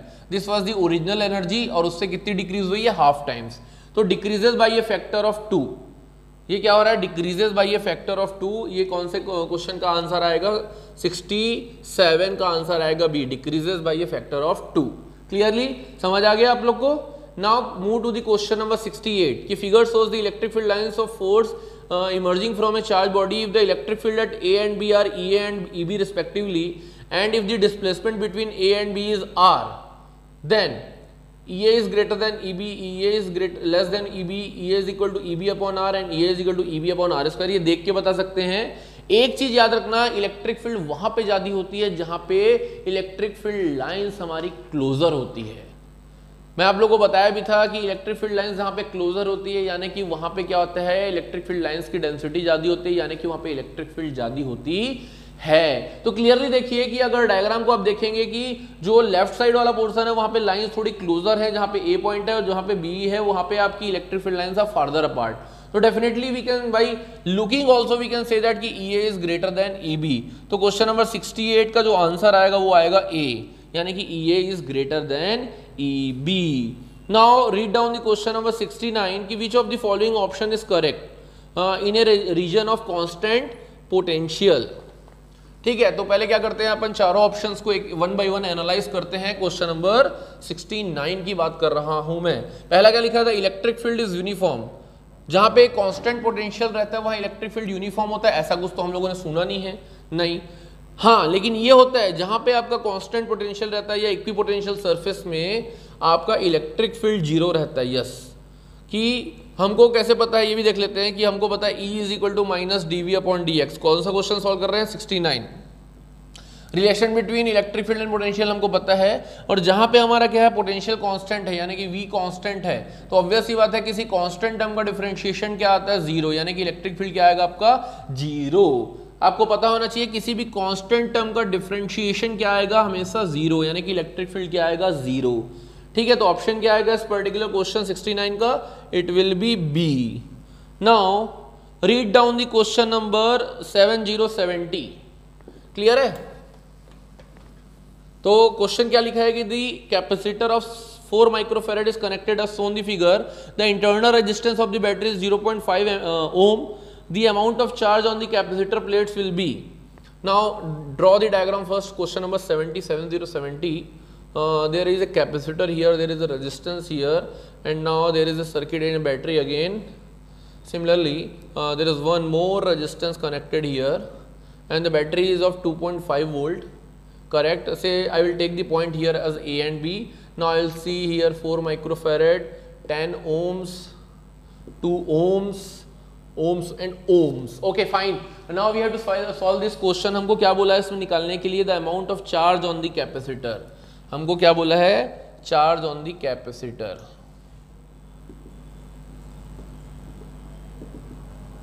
Charge on the capacitor कैसे निकालेंगे, तो हमको चार्ज निकालने का तरीका पहले पता होना चाहिए। हमको पता होना चाहिए Q is equal to CV होता है, और हम क्या करेंगे, C की वैल्यू दी हुई है, इसके अक्रॉस अगर हम वोल्टेज ड्रॉप निकाल देंगे तो हमारा काम निकल जाएगा। तो पहले क्या करते हैं, सर्किट को एनालाइज करते हैं। कि ये तुम्हारे बैटरी है, तो यहां से तुम्हारा करंट फ्लो होना स्टार्ट होगा। तो जो करंट फ्लो होना स्टार्ट होगा तो होगा क्या कि ये इस तरफ भी जाएगा और इस तरफ भी जाएगा। ठीक है, इस तरफ जाएगा ना, तो ये कैपेसिटेंस का काम क्या होता है, ये पूरा पूरा चार्ज को यहाँ पे ले लेगा और इस 10 ओम वाले रेजिस्टेंस पे करंट को जाने नहीं देगा। तो यहाँ पे करंट कितना आ जाएगा, 0। तो ये रेजिस्टेंस का कोई यहाँ पे यूज नहीं हो रहा है, क्योंकि यहाँ पे करंट कौन ब्लॉक कर लिया है, तुम्हारा ये वाला कैपेसिटेंस। सेकंड चीज, ये करंट यहाँ पे डिवाइड होगा और ये करंट यहाँ पे जाएगा और यहाँ पे जाते हुए ये करंट कहाँ पे पहुंच जाएगा, इस 2 ओम रेजिस्टेंस में। तो मेरे को यहाँ से क्या हो जाएगा, करंट की वैल्यू निकल जाएगी। तो कैसे करंट निकालेंगे, हमको पता है I is equal to V upon capital R plus small r, जब भी इंटरनल रेजिस्टेंस बैटरी की दी होती है। हमको यहाँ पे बैटरी का ये दिया है वोल्टेज कितना 2.5 डिवाइडेड बाई कैपिटल R कितना है यहाँ पे 2 ओम और इंटरनल रेजिस्टेंस कितना था 0.5। तो ये आ जाएगा 2.5 डिवाइडेड बाई 2.5, यानी कि हमारा जो करंट कितना आएगा 1 एम्पीयर। करंट हमारा कितना फ्लो कर रहा है 1 एम्पीयर। क्लियर है। अब मेरे को क्या करना है कि वोल्टेज ड्रॉप अक्रॉस कहां पे निकालना है आप लोग को। ये तो हमारा करंट निकल गया कितना 1 एम्पियर। अब मेरे को क्या करना है, वोल्टेज ड्रॉप अक्रॉस VAB निकालेंगे ना, वही वोल्टेज ड्रॉप इसके अक्रॉस होगा, क्योंकि कोई भी वोल्टेज ड्रॉप यहाँ पे नहीं हो रहा है। तो यहाँ पे लिख देता हूं no voltage drop across the resistance, no voltage drop across resistance as no current flows. ठीक है, करंट वहां पहुंच ही नहीं पा रहा है, तो जो पोटेंशियल डिफरेंस यहाँ पे रहेगा सेम पोटेंशियल डिफरेंस इन दोनों के बीच में भी रहेगा, क्योंकि यहाँ पे कोई पोटेंशियल ड्रॉप इस रेजिस्टेंस के अक्रॉस नहीं हो रहा है। तो अब AB के अक्रॉस अगर अपन पोटेंशियल डिफरेंस निकालना चाहें तो निकाल सकते हैं। VAB will be nothing but, ये कैसे निकालेंगे, VAB will be nothing but EMF of this minus I into R। EMF कितना था, ये था 2.5 माइनस करंट कितना फ्लो कर रहा है 1 एम्पियर का इंटू इंटरनल रेजिस्टेंस कितना था 0.5। तो कितना आ जाएगा ये 2 वोल्ट का पोटेंशियल डिफरेंस अक्रॉस VAB। ये एक्चुअल में V नहीं है यहाँ पे, ये एक्चुअल में EMF है E upon R plus R, क्योंकि जो 2.5 वोल्ट की वैल्यू दी हुई है ये EMF की है। तो हमारा वोल्टेज ड्रॉप अक्रॉस AB कितना आ गया 2 वोल्ट। अब अपन का यही 2 वोल्ट का वोल्टेज ड्रॉप अक्रॉस इसके पास भी है, तो मैं कह सकता हूँ Q is equal to C into V, sorry या C इंटू V, यानी कि VAB। C कितना है आप लोग का 4 माइक्रोफैराड दिया है और आपका वोल्टेज ड्रॉप कितना है 2, तो we can say that it is nothing but 8 micro coulombs. Charge हमारा कितना आएगा इस पर्टिकुलर कैपेसिटर के अक्रॉस 8 माइक्रो कूलम्स। तो ऑप्शन नंबर क्या आएगा इस पर्टिकुलर क्वेश्चन नंबर 70 का D। Now read down the question number 71, which of the following statements is true. चारों ऑप्शन को पढ़ना पड़ेगा, उसके बाद हम बताएंगे क्या सही है और क्या गलत है। तो विच of the following statement is true. A point क्या दिया आपको, electrostatic force is a conservative force. ये तो स्टेटमेंट सही है, क्योंकि हमको पता है इलेक्ट्रोस्टैटिक फोर्स है, कोलम्बियन फोर्स कंजर्वेटिव फोर्स होता है। जब हम लोग स्टार्टिंग में आप लोग को मैं एक्सप्लेन करा था पोटेंशियल डिफरेंस, पोटेंशियल सबके केस में आपको बताया था, तो अब जाके लेक्चर मेरा इलेक्ट्रिक पोटेंशियल वाला लेक्चर को आप रिफर कर सकते हैं। उसके बाद क्या लिखा है, potential at A point is the work done per unit charge in bringing A charge from point any point two infinity. ये उल्टा लिख दिया। क्या बोला है, पोटेंशियल क्या होता है, इन्फिनिटी से किसी पॉइंट पे लाने को हम लोग क्या बोलते हैं, पोटेंशियल बोलते हैं। तीसरा क्या लिखा है, electrostatic force is non conservative, तो जस्ट उल्टा स्टेटमेंट दे दिया, ये तो गलत है। Potential is the product of charge and work, no it is nothing but work done per unit charge, तो चौथा ऑप्शन भी गलत है। तो 71 का आंसर क्या आएगा, ऑप्शन नंबर A। तो यहाँ पे लिख लीजिए 71 का ऑप्शन आएगा A। Now read down the question number 72। क्या लिखा है क्वेश्चन नंबर 72 में कि 1 volt is equivalent to 1 volt. हम लोग को पता है यार, ये 1 वोल्ट यानी कि पोटेंशियल डिफरेंस का यूनिट क्या होता है, it is nothing but work done per unit charge. याद है आप लोग को कि जब भी हम लोग पोटेंशियल डिफरेंस का फॉर्मूला लिखते हैं, हम लोग कौन से क्वेश्चन की बात करें, question number 72, it is nothing but 1 volt is nothing but 1। हमको पहले बताओ कि वोल्टेज का फॉर्मूला क्या होता है, work done per unit charge. यहां से अपन यूनिट में तो निकाल सकते हैं, voltage 1 volt will be nothing but work done क्या होता है 1 जूल पर 1 कूलम। तो ये क्या आ जाएगा, जूल पर कूलम। तो ऑप्शन क्या आएगा इसका, C।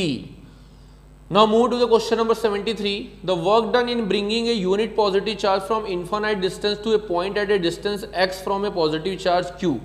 क्या बोला है क्वेश्चन नंबर 73 में कि द वर्क डन, ये यहाँ पे एक चार्ज ओरिजिन में पड़ा हुआ है, मैं मान लेता हूँ, the work done to bring a charge from infinity to any point P is W। ठीक है, then the potential at that point is, and unit positive charge की बात किया है, यूनिट पॉजिटिव चार्ज इसका मैग्नीट्यूड 1 है। तो क्लियरली यार हमको पता है potential is nothing but work done per unit charge, यानी कि वर्क डन अपॉन 1 यानी कि वर्क डन, तो V is equal to W, तो हमारा क्या आएगा इसमें, तो potential will be nothing but option number B. बाकी चीज कंफ्यूज करने के लिए दिया है हमको, क्योंकि डायरेक्ट डेफिनेशन ही पता है, work done to bring a charge from infinity to any point will be nothing but W, okay, और यूनिट चार्ज है तो 1, यानी कि आ जाएगा आंसर W। क्या लिखा है इसमें, आपको नेक्स्ट क्वेश्चन देखते हैं, question number 74। Read down the question number 74 first. क्या लिखा है, consider a uniform electric field in the Z direction, the potential is constant. अब देखिए आप लोग को Z डायरेक्शन में इलेक्ट्रिक फील्ड दिया तो इसको इस तरीके से लिखा जा सकता है EZ डॉट K कैप, बाकी सब चीज जीरो है। लेकिन आपको ये देखते हैं कि इलेक्ट्रिक फील्ड अपन कैसे निकाल सकते हैं, it is nothing but x direction में निकालने के लिए माइनस dV अपॉन dx, ये कितना आ जाएगा 0, क्योंकि ये Z कंपोनेंट बस दिया हुआ है, Z के टर्म्स में दिया हुआ है। सिमिलरली E y डायरेक्शन में देखेंगे it will be nothing but minus dV upon dy, again it will B 0 because it was a function of Z direction या Z डायरेक्शन में है। तो यहाँ पे देखिए कि E में अगर तुम्हारा dV अपॉन dx 0 आ रहा है, यानी कि पोटेंशियल आपका कांस्टेंट आ रहा है, क्योंकि आप जब इसको dx को इधर भेजेंगे और इंटीग्रेट करेंगे तो dV कितना बन जाएगा, V 0 कितना बन जाएगा, कांस्टेंट है, इधर भी कितना हो जाएगा, कांस्टेंट हो जाएगा। तो x और y डायरेक्शन में तुम्हारा इलेक्ट्रिक फील्ड पोटेंशियल क्या रहेगा, कांस्टेंट रहेगा। तो क्या लिखा है, the potential is constant for any x for a given z, yes, for any y for a given z, yes, on the xy plane for a given z, yes. सही बात है, xy प्लेन बोलो चाहे तुम उसको x बोलो चाहे y बोलो, तीनों चीज सही है। इसका मतलब क्या होगा, ऑल ऑफ दिस, तीनों केसेस में एक्स वाई प्लेन में या एक्स डायरेक्शन में या वाई डायरेक्शन में तुम्हारा पोटेंशियल कांस्टेंट रहेगा। Now read down the question number 75, equipotential surfaces, जिसमें ऑप्शन नंबर ए दिया है आपको, are closer in the regions of large electric fields compare to the region of lower electric fields. Equipotential surface are closer in the region of large, ऐसा कुछ नहीं होता। उसके बाद बी ऑप्शन क्या, आपको एक बार देखिए कि are closer in the region, yes, equipotential surface closer रहते हैं लार्ज इलेक्ट्रिक फील्ड में। सॉरी ये होता है, क्योंकि हमको पता होना चाहिए कि जहां पे क्लोजर लाइंस बनती है वहां पे इलेक्ट्रिक पोटेंशियल ज्यादा रहेगा, ठीक है। दूसरा क्या बोला, ये मतलब वहां पे क्लोजर रहती है in the region of large electric field, जहां पे इलेक्ट्रिक फील्ड ज्यादा रहता है वहां पे इलेक्ट्रिक फील्ड डेंसिटी ज्यादा रहती है, हम लोग पहले डिस्कस किए। दूसरा क्या लिखा है, will be more crowded near sharp edges of a conductor, correct, it will be more crowded near the sharp edges of a conductor and we will always be equally spread, ये गलत है ना। तो ऑप्शन क्या आएगा इसका, both A and B are correct, तो 75 का आएगा डी।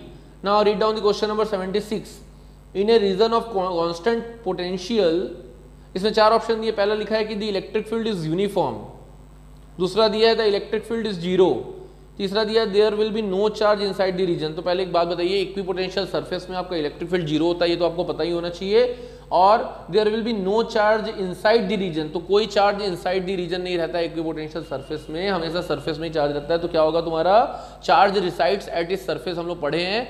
तो क्या होगा तुम्हारा option number both B and C are correct, यानी कि फील्ड जीरो और no charge inside the reason.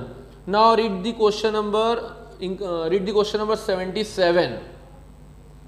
Question number 77 क्या बोलता है, एक बार देखते हैं कि a test charge is move from a lower potential to a higher potential point. मैं मान लेता हूं कि 77 में मैं मूव कर रहा हूं ए पॉइंट से बी पॉइंट पे, ठीक है, ए पॉइंट से बी पॉइंट पे मूव कर रहा हूं लोअर टू हायर पोटेंशियल। मैं मान लेता हूं this is V A, this is V B, और लोअर टू हायर का मतलब होता है वी बी की पोटेंशियल वी ए से ग्रेटर है। तो आपका पोटेंशियल एनर्जी क्या होगा, potential energy is nothing but charge into voltage. तो मैं दोनों साइड अगर Q मल्टीप्लाई करूंगा तो हो जाएगा QVB is greater then QVA, और it is nothing but UB is greater then UA। यानी कि मैं कह सकता हूं जब भी मैं लोअर पोटेंशियल से हायर पोटेंशियल में जाता हूं तो मेरी पोटेंशियल एनर्जी क्या हो जाएगी, yes it will increase. Potential energy भी मेरी बढ़ जाती है क्योंकि because it is nothing but the product of Q into V। तो मेरा UB is greater then UA, यानी कि मेरी पोटेंशियल एनर्जी इस पॉइंट पे बढ़ गई as compare to A point, क्योंकि मैं लोअर पोटेंशियल से हायर पोटेंशियल जा रहा हूं, तो वैसे ये लोअर एनर्जी स्टेट से हायर एनर्जी स्टेट में भी जा रहा हूं। Now read down the question number 78. An electric dipole of moment P is placed in a uniform electric field E. Then the torque on a dipole is P cross E. The potential energy of a system is P dot E. The resultant force on the dipole is 0. Choose the correct option. मतलब इसमें क्या क्या correct है ये 78 में पूछा है। तो पहले एक बार क्या करते हैं, इस क्वेश्चन को 78 को जस्टिफाई करते हैं ऑप्शंस को। टॉर्क हमारा P क्रॉस C होता है, ये तो आंख बंद करके आप मान सकते हो। दूसरा क्या दिया, potential energy of the system. हमको याद रखना पोटेंशियल एनर्जी किसी सिस्टम की P डॉट E होती है ना, माइनस के साथ। तो यहाँ पे माइनस नहीं दिया तो दूसरा ऑप्शन तो सही नहीं होगा। तीसरा ऑप्शन क्या दिया है, पहला करेक्ट है, दूसरा गलत है। तीसरा क्या बोला है कि the resultant force on the dipole is zero. Yes obviously, क्योंकि माइनस QE प्लस QE दोनों डायपोल में क्या हो जाता है, जीरो हो जाता है। तो तीसरा ऑप्शन भी सही है। तो बी ऑप्शन आएगा जिसमें 1 और 3 स्टेटमेंट करेक्ट है। तो 78 का क्या आ जाएगा, B. Now read the question number 79।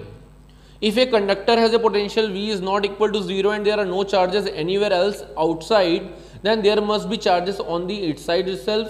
There cannot be any charge on the body of the conductor. There must be charge only on the surface. Both A and B are correct. जब भी conductor का potential zero नहीं है, there are no charges anywhere else outside, then obviously इस case में क्या होता है, there must be charges only on the surface.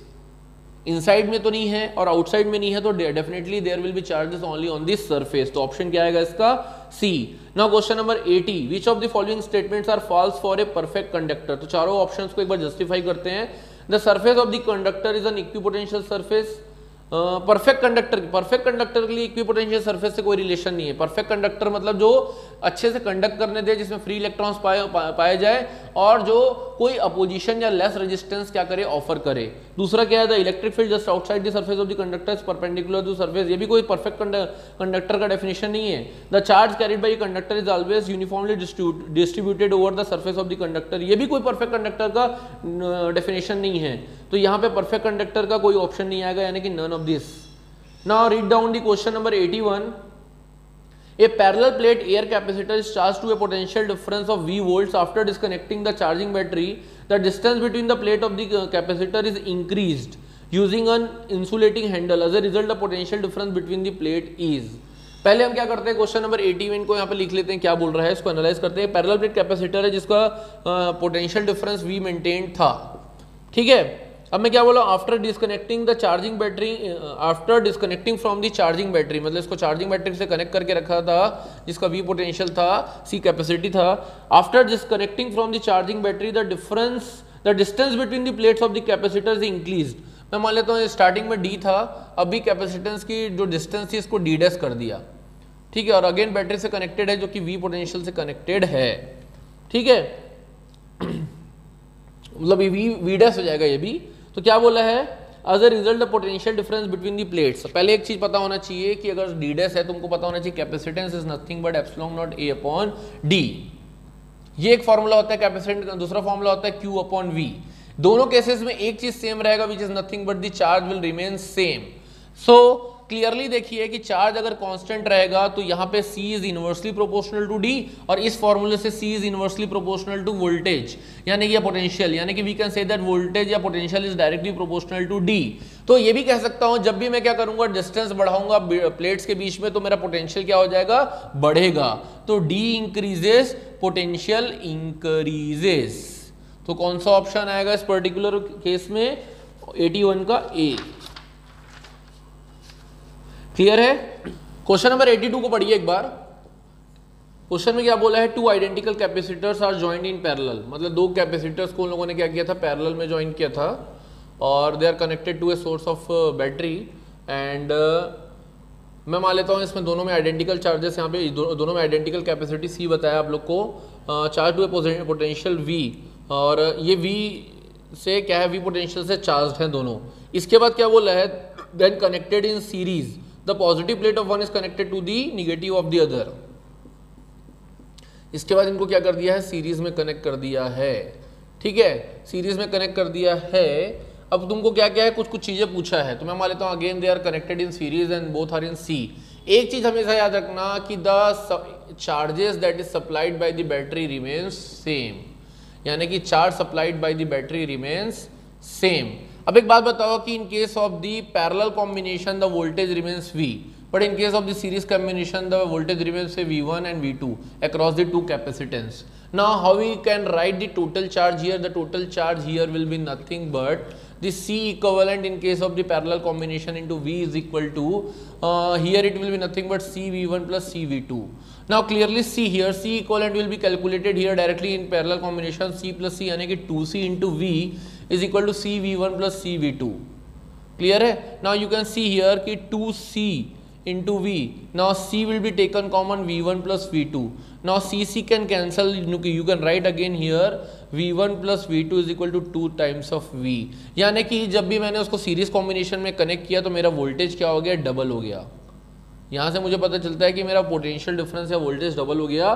तो ऑप्शन क्या आएगा, तो potential difference between the free plates it's 2 volt, यानी कि हमारा वोल्टेज क्या है यहाँ पे डबल हो गया. Read down the question number 83. A combination of capacitor is set up as on the figure. The magnitude of electric field due to point charge Q having a charge equal to the sum of the charges on the 4 microfarad capacitors and 9 microfarad capacitors at a point distance 30 meters from it would be. मतलब हमको क्या बोला है कि electric field निकालना है 4 microfarad और 9 microfarad के अक्रॉस में जो चार्ज है उसके कारण. मैं मान लेता हूँ से इसके अक्रॉस जो चार्ज है वो कितना है, Q1 है, और इसके अक्रॉस चार्ज कितना है, Q2 है. ठीक है, और मेरे को इन दोनों चार्जेस के कारण क्या करना है, इलेक्ट्रिक फील्ड निकालना है. तो मैं किस तरीके से सॉल्व करूंगा, पहले ये देखना. मेरे को क्या करना पड़ेगा कि मैं मान लेता हूं से दिस इज Q1 चार्ज. मैं इन दोनों के अक्रॉस अगर मैं रिजल्टेंट इक्विवेलेंट कैपेसिटेंस निकालूंगा तो 9 + 3 कितना हो जाएगा, 12 माइक्रोफेरेड होगा कि नहीं, 12 माइक्रोफेरेड होगा ना. मेरे को क्या करना है, ये 12 माइक्रोफेरेड यहाँ पे निकल गया किसका, इक्विवेलेंट कैपेसिटेंस. ठीक है, अब मेरे को चार्ज निकालना है, तो चार्ज में कैसे निकालूंगा, अब इन दोनों के कारण क्या करूंगा, एक रिजल्टेंट इक्विवेलेंट कैपेसिटेंस निकालूंगा. This will be nothing but C equivalent is equal to 12 और 4 क्या है, 1 C equivalent is equal to 1/12 plus 1/4, यानी कि 12 आपका क्या आ जाएगा LCM, देन 1 + 3 यानी कि 4/12, then 1 C equivalent, then C equivalent will be nothing but 3 microfarad. तो ओवरऑल इस पर्टिकुलर सर्किट का कितना आया, इक्विवेलेंट कैपेसिटेंस इसका 3 माइक्रोफेरेड. अब मेरे को वोल्टेज निकालना है इसके बीच में, तो क्या हो जाएगा, it will be nothing but Q is equal to, charge निकालना तो it will be nothing but Q is equal to C equivalent into V, यानी कि C इक्विवेलेंट कितना 3 और V कितना आप लोग का 8, तो ये कितना आ जाएगा 24 माइक्रोफेरेड. क्या आ जाएगा ये हमारा चार्ज. क्लियर है. अब मैं क्या करने वाला हूं, ये चार्ज तो मेरे को निकल गया है. इस चार्ज के बेस पे मैं क्या करूंगा, तुम लोग का इस चार्ज के बेस पे अब मैं देखूंगा ये चार्ज मेरा, ये 24 माइक्रोफेरेड का चार्ज किसके होगा, तुम्हारा Q1 का होगा.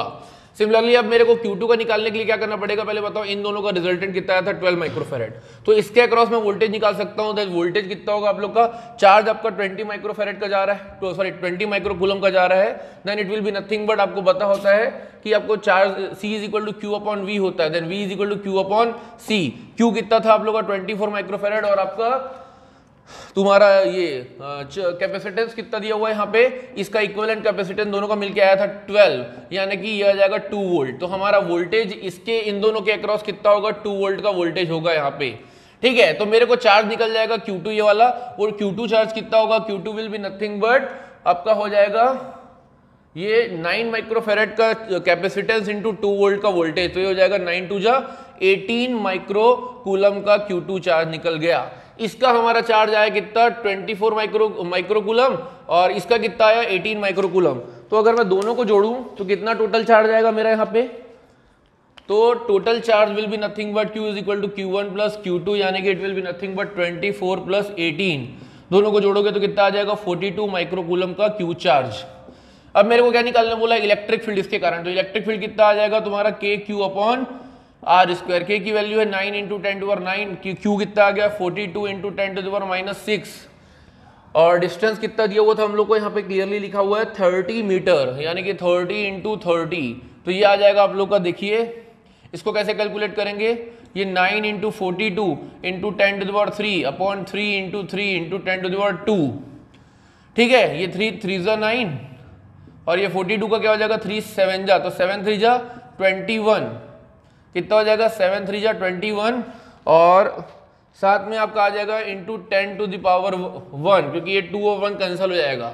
ठीक है, तो ये आ गया हमारा 9 × 10⁹ इंटू, ये हमारा क्या हो गया, कहीं पे चेक कर लेते हैं, 9 × 10⁻9 × 42 × 10⁻⁶ हमारा कितना आया, टोटल चार्ज आया, डिवाइडेड बाय डिस्टेंस यानी कि R². तो यहाँ पे कितना आ रहा है हमारा 3, ये आ रहा है 3 3 जा 9 और 3 7 जा 7 3 जा कितना होता है 21 इंटू 10, ठीक है। तो ये हमारा इलेक्ट्रिक फील्ड यहाँ पे कितना आ जाएगा आप लोग का कैलकुलेट करने के बाद, this will come as 210 newton per coulomb. 84 क्या है, the capacity of a parallel plate condenser is 5 microfarad when a glass plate is placed between the plates of a conductor, its potential become 1/8 of its original value. The value of dielectric constant will be, ठीक है। आपको क्या दिया, capacity 5 दिया है और जब glass plate insert किया है तब आपका डाइलेक्ट्रिक कांस्टेंट पूछा है, तो आपको पता होना चाहिए कि कैसे इस टाइप के क्वेश्चंस को सॉल्व करते हैं, ठीक है। मैं मान लेता हूं सेम चार्ज के सेम तुम्हारा क्या होगा, यहाँ पे चार्ज सेम होगा। स्टार्टिंग में कितना आएगा, Q is equal to CV, आपका 5 दिया था और वोल्टेज कितना था V, ठीक है। सिमिलरली सेकंड केस में क्या होगा कि जब इसका पोटेंशियल 1/8 इसकी ओरिजिनल वैल्यू का हो जाएगा, तो सेकंड केस में आपका मान लेते हो चार्ज लेकिन सेम रहेगा। C आपका कितना रहेगा, this will be nothing but 5, आपका C कितना रहेगा 5 इंटू मैं मान लेता हूं K टाइम्स हो जाएगा, क्योंकि आप लोग को पता होना चाहिए C dash is equal to K into C, और आपका पोटेंशियल कितना हो जाएगा, ये V अपॉन कितना 8। तो ये दोनों चार्ज हमारा सेम है, तो I can equate here 5V is equal to 5K V upon 8, 5 cancel, V cancel, then K will come 8। तो डाइलेक्ट्रिक कांस्टेंट हमारा किसके लिए, 84 के लिए क्या आया 8, यानी कि option number C। Now move to the question number 85। The potential to which a conductor is raised depends on the amount of charge, secondly the geometry and size of the conductor, C both A and B and D only on A। तो हमको पता होना चाहिए कि Q is equal to होता है, C is equal to होता है Q अपॉन V और साथ में होता है epsilon naught A upon D, ठीक है। तो क्लियरली यहां से देखिए, for a constant charge we can say that कि V is directly proportional to epsilon naught A, V is directly proportional to D upon epsilon naught A। तो ये किसके ऊपर डिपेंड करता है, yes it depends on the amount of charge as well as the geometry and size of the conductor. यहाँ वाले ये वाले पर्टिकुलर से कितना है, अमाउंट ऑफ चार्ज के ऊपर भी डिपेंड करता है, और ये वाले से हमको पता चलता है ज्योमेट्री के ऊपर भी डिपेंड करता है। तो बोथ A एंड B आएगा 85 का। Now read the question number 86। A parallel plate air capacitor is charged and then isolated when a dielectric material is inserted between the plates of a capacitor, then which of the following does not change.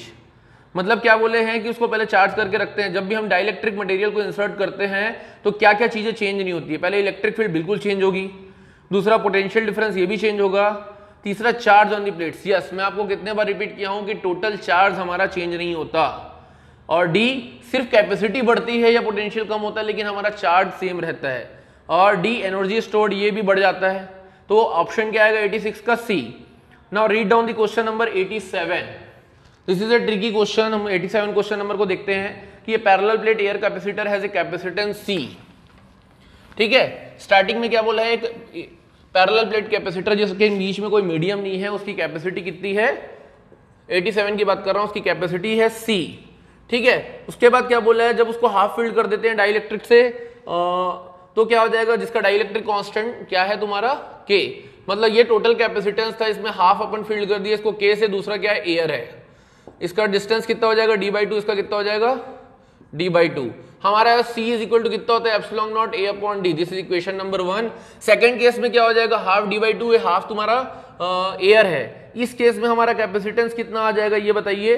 मैं मान लेता हूं कि this is c, तो ये कितना हो जाएगा, it will be nothing but c1 is equal to, पहले वाले के लिए कितना हो जाएगा epsilon naught a epsilon naught k a upon d/2, यानी कि it will be nothing but 2 times of epsilon naught a k upon d। Similarly c2 इस साइड वाले के लिए लेंगे, this is c1, this is c2। Air वाले के लिए क्या हो जाएगा तुम्हारा epsilon naught a upon d/2, यानी कि it will be nothing but 2 times of epsilon naught a upon d। अब दोनों क्या है यहाँ पे क्लियरली देखिए कि epsilon naught a upon d के टर्म्स में लिखेंगे या c के टर्म्स में लिखेंगे तो क्या हो जाएगा, ये epsilon naught a upon d, ये तो तुम्हारा c हो गया, बट 2k यहाँ पे है, तो 2k की वैल्यू कितनी दी हुई है यहाँ पे डाइलेक्ट्रिक की 5, तो 2 इंटू 5 c यानी कि 10c। दूसरे वाले का क्या हो जाएगा, ये epsilon naught a upon d c होता है, it will be nothing but 2c। ठीक है, अब दोनों कौन से कॉम्बिनेशन में रहेंगे ये क्लियरली आपको पता है, it will be nothing but in the series combination, जब भी इस तरीके से लिखा रहता है। तो c इक्विवेलेंट कितना आ जाएगा, यानी कि it will be nothing but c1 c2 upon c1 plus c2, यानी कि आ जाएगा 10c 2c upon 10c plus 2c, यानी कि 10c 2c upon 12c, c cancel, 2 6 जा और ये 10c था तो ये हो जाएगा 2 5 जा 2 3 जा, यानी कि कितना आ गया ये 5/3c इक्विवेलेंट। ठीक है, अब अपने को देखना है C इक्विवेलेंट, साथ में एक C रहेगा, this will be your C equivalent, मतलब फाइनल कैपेसिटेंस इतना आया। तो चेंज इन परसेंटेज कितना आया, परसेंटेज इंक्रीज कितना है वो देखते हैं। तो increase in percentage, increase in capacitance in percentage कितना हो जाएगा, it will be nothing but final minus initial upon initial, यानी कि 5/3 माइनस 1, यानी कि इट विल बी इनटू 100, क्योंकि परसेंट में चाहिए, इनटू 100। तो ये कितना हो जाएगा 2/3 इंटू 100, यानी कि आ जाएगा 66.66%। तो ऐसा कौन सा ऑप्शन है, ये आ जाएगा 87 का बी, कि कितना इंक्रीज हुआ आपका capacitance. Now read down the question number 88। क्या लिखा है इसमें, एक बार पढ़ते हैं कि a capacitor is charge by a battery, by connecting a battery across its plates, it store energy U। Now the battery is disconnected and another identical capacitor is connected across it. ठीक है, तो क्या बोला है, is connected across it, then the energy stored by both the capacitor of the system will be. तो यार इस type के क्वेश्चन को ट्रिकी रहते हैं, तो हम लोग एक बार इसको पढ़ते हैं कि क्या बोला है, capacitor is charge bye connecting a battery. ठीक है, तो पहले क्या था तुम्हारा, ये 88 सॉल्व कर रहे हैं हमारा, कि पहले कैपेसिटर जो था वो बैटरी से कनेक्टेड था। ठीक है, जिसका कैपेसिटेंस C था, और मैं मान लेता हूं कैपेसिटेंस C था। इस केस में तुम्हारा से चार्ज कितना फ्लो कर रहा था, Q। क्लियर है। और जब भी बैटरी को अपन ने क्या किया, यहां से निकाल के इसको एक और कैपेसिटर से कनेक्ट कर दिया, तब के केस में आपका क्या हो गया, they both are connected in parallel combination. This is C, this is C। दोनों केस में सेम क्या रहेगा, चार्ज जो आपका फ्लो कर रहा है वो सेम रहेगा। तो ये पहले वाले केस के लिए एनर्जी कितनी आएगी, it will be nothing but Q² upon 2C। दूसरे वाले केस के लिए आपकी एनर्जी कितनी आ जाएगी, ये आ जाएगी आपकी Q ही चार्ज फ्लो होगा, बट यहाँ पे इक्विवेलेंट कैपेसिटेंस पैरेलल के केस में कितना आ जाएगा, C प्लस C, यानी कि 2C। तो यानी कि ये आ जाएगा Q² अपॉन 2C इक्विवेलेंट, या Q² अपॉन 2 जा 4C। ठीक है, तो आपकी then the energy stored by both the capacitor of the system will be, आपकी इनिशियल एनर्जी कितनी थी, Q² अपॉन 2C, यानी कि U। इसके बदले लिख दोगे तो आ जाएगा half of Q² upon 2C, यानी कि it will be nothing but U/2। तो आपका ऑप्शन क्या आएगा इसका, 88 का B. Now read down the question number 89। A hollow conducting sphere is placed in an electric field produced by a point charge placed at P as shown in the figure. Let VA, VB, VC be the potential at point A, B and C respectively. ठीक है, तो अब क्या बोला है हमको कि इन चारों ऑप्शंस में से क्या होगा सही। VC is greater than VB, VA is greater than VB, VB is greater than VC and VA is equal to VC।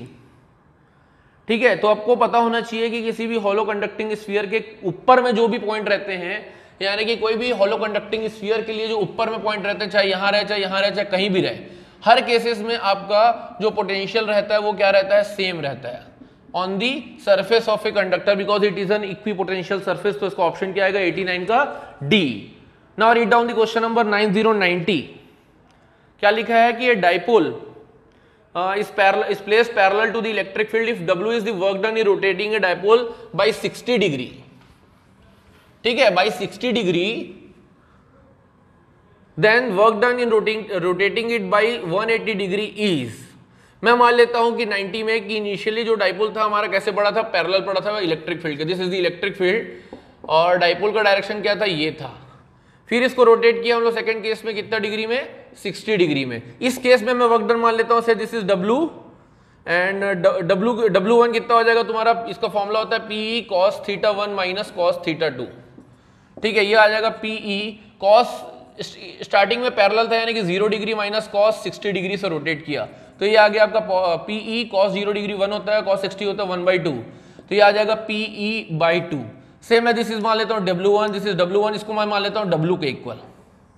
ठीक है, इसको मैं मान लेता हूं किसके इक्वल, W, क्योंकि बोला है। अब मैं क्या कर रहा कि यही 180 डिग्री रोटेट करूंगा तो उसको वर्क डन W2 बोलूंगा, तो ये आ जाएगा PE cos 180 minus cos 0 minus cos 180, क्योंकि 0 से 180 कर रहे हैं तो it will be nothing but PE cos 0 1 होता है और cos 180 माइनस 1 होता है, तो ये आ जाएगा 2 टाइम्स ऑफ PE और PE/2 तुम्हारा W है, तो ये कितना हो जाएगा तुम्हारा, PE के बदले में डाल दो 2W, तो हो जाएगा 2 इंटू 2W यानी कि 4 टाइम्स ऑफ W। तो ऑप्शन क्या आएगा 90 का C। Now read down the question number 91। What is the angle between the electric field and equipotential surface? Obviously it will always B 90 degree. तो ऑप्शन क्या आएगा A। उसके बाद बात करते हैं हम लोग क्वेश्चन नंबर 92 की। ठीक है, तो क्वेश्चन नंबर 92 को एक बार देखते हैं कि how we are going to solve this question number 92।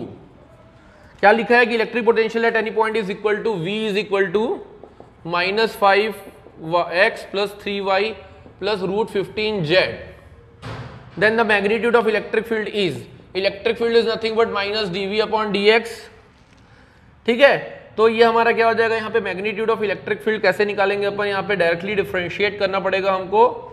तो यहाँ पे आ जाएगा आप लोग का क्लियरली, यहाँ पे देखिए this will be nothing but minus of, directly यहाँ पे माइनस और माइनस प्लस 5 हो जाएगा। This will be your for Ex। Now Ey निकालेंगे, this will be your under root of -dV/dy। तो ये आ जाएगा आप लोग का डायरेक्टली -3। देन Ez निकालेंगे, Ez will be nothing but minus of dV/dz। इसको डिफरेंशिएट करेंगे तो हमारा कितना आ जाएगा, ये आ जाएगा हमारा √15 इंटू जेड, सॉरी, तो ये आ जाएगा डायरेक्टली √15। ठीक है, और हमारा मैग्नीट्यूड ऑफ E कैसे निकालते हैं, magnitude of E is nothing but under root of Ex का स्क्वायर प्लस Ey का स्क्वायर प्लस Ez का स्क्वायर। ये हो जाएगा अंडर रूट ऑफ Ex कितना है तुम्हारा 5 का स्क्वायर प्लस -3 का स्क्वायर प्लस √15 का स्क्वायर। 5 का स्क्वायर कितना होता है 25 प्लस 3 का स्क्वायर 9 प्लस √15 का 15। तो ये कितना हो जाएगा 25 प्लस 5 30 प्लस 10 40 या 49 √49 यानी कि आ जाएगा आप लोग का 7। तो ऑप्शन क्या आएगा इसका D। 92 का क्या आ जाएगा D। Now read down the question number 93। The insulation property of air breakdown at 3 × 10⁶ volt metre. The maximum charge that can be given to the sphere is.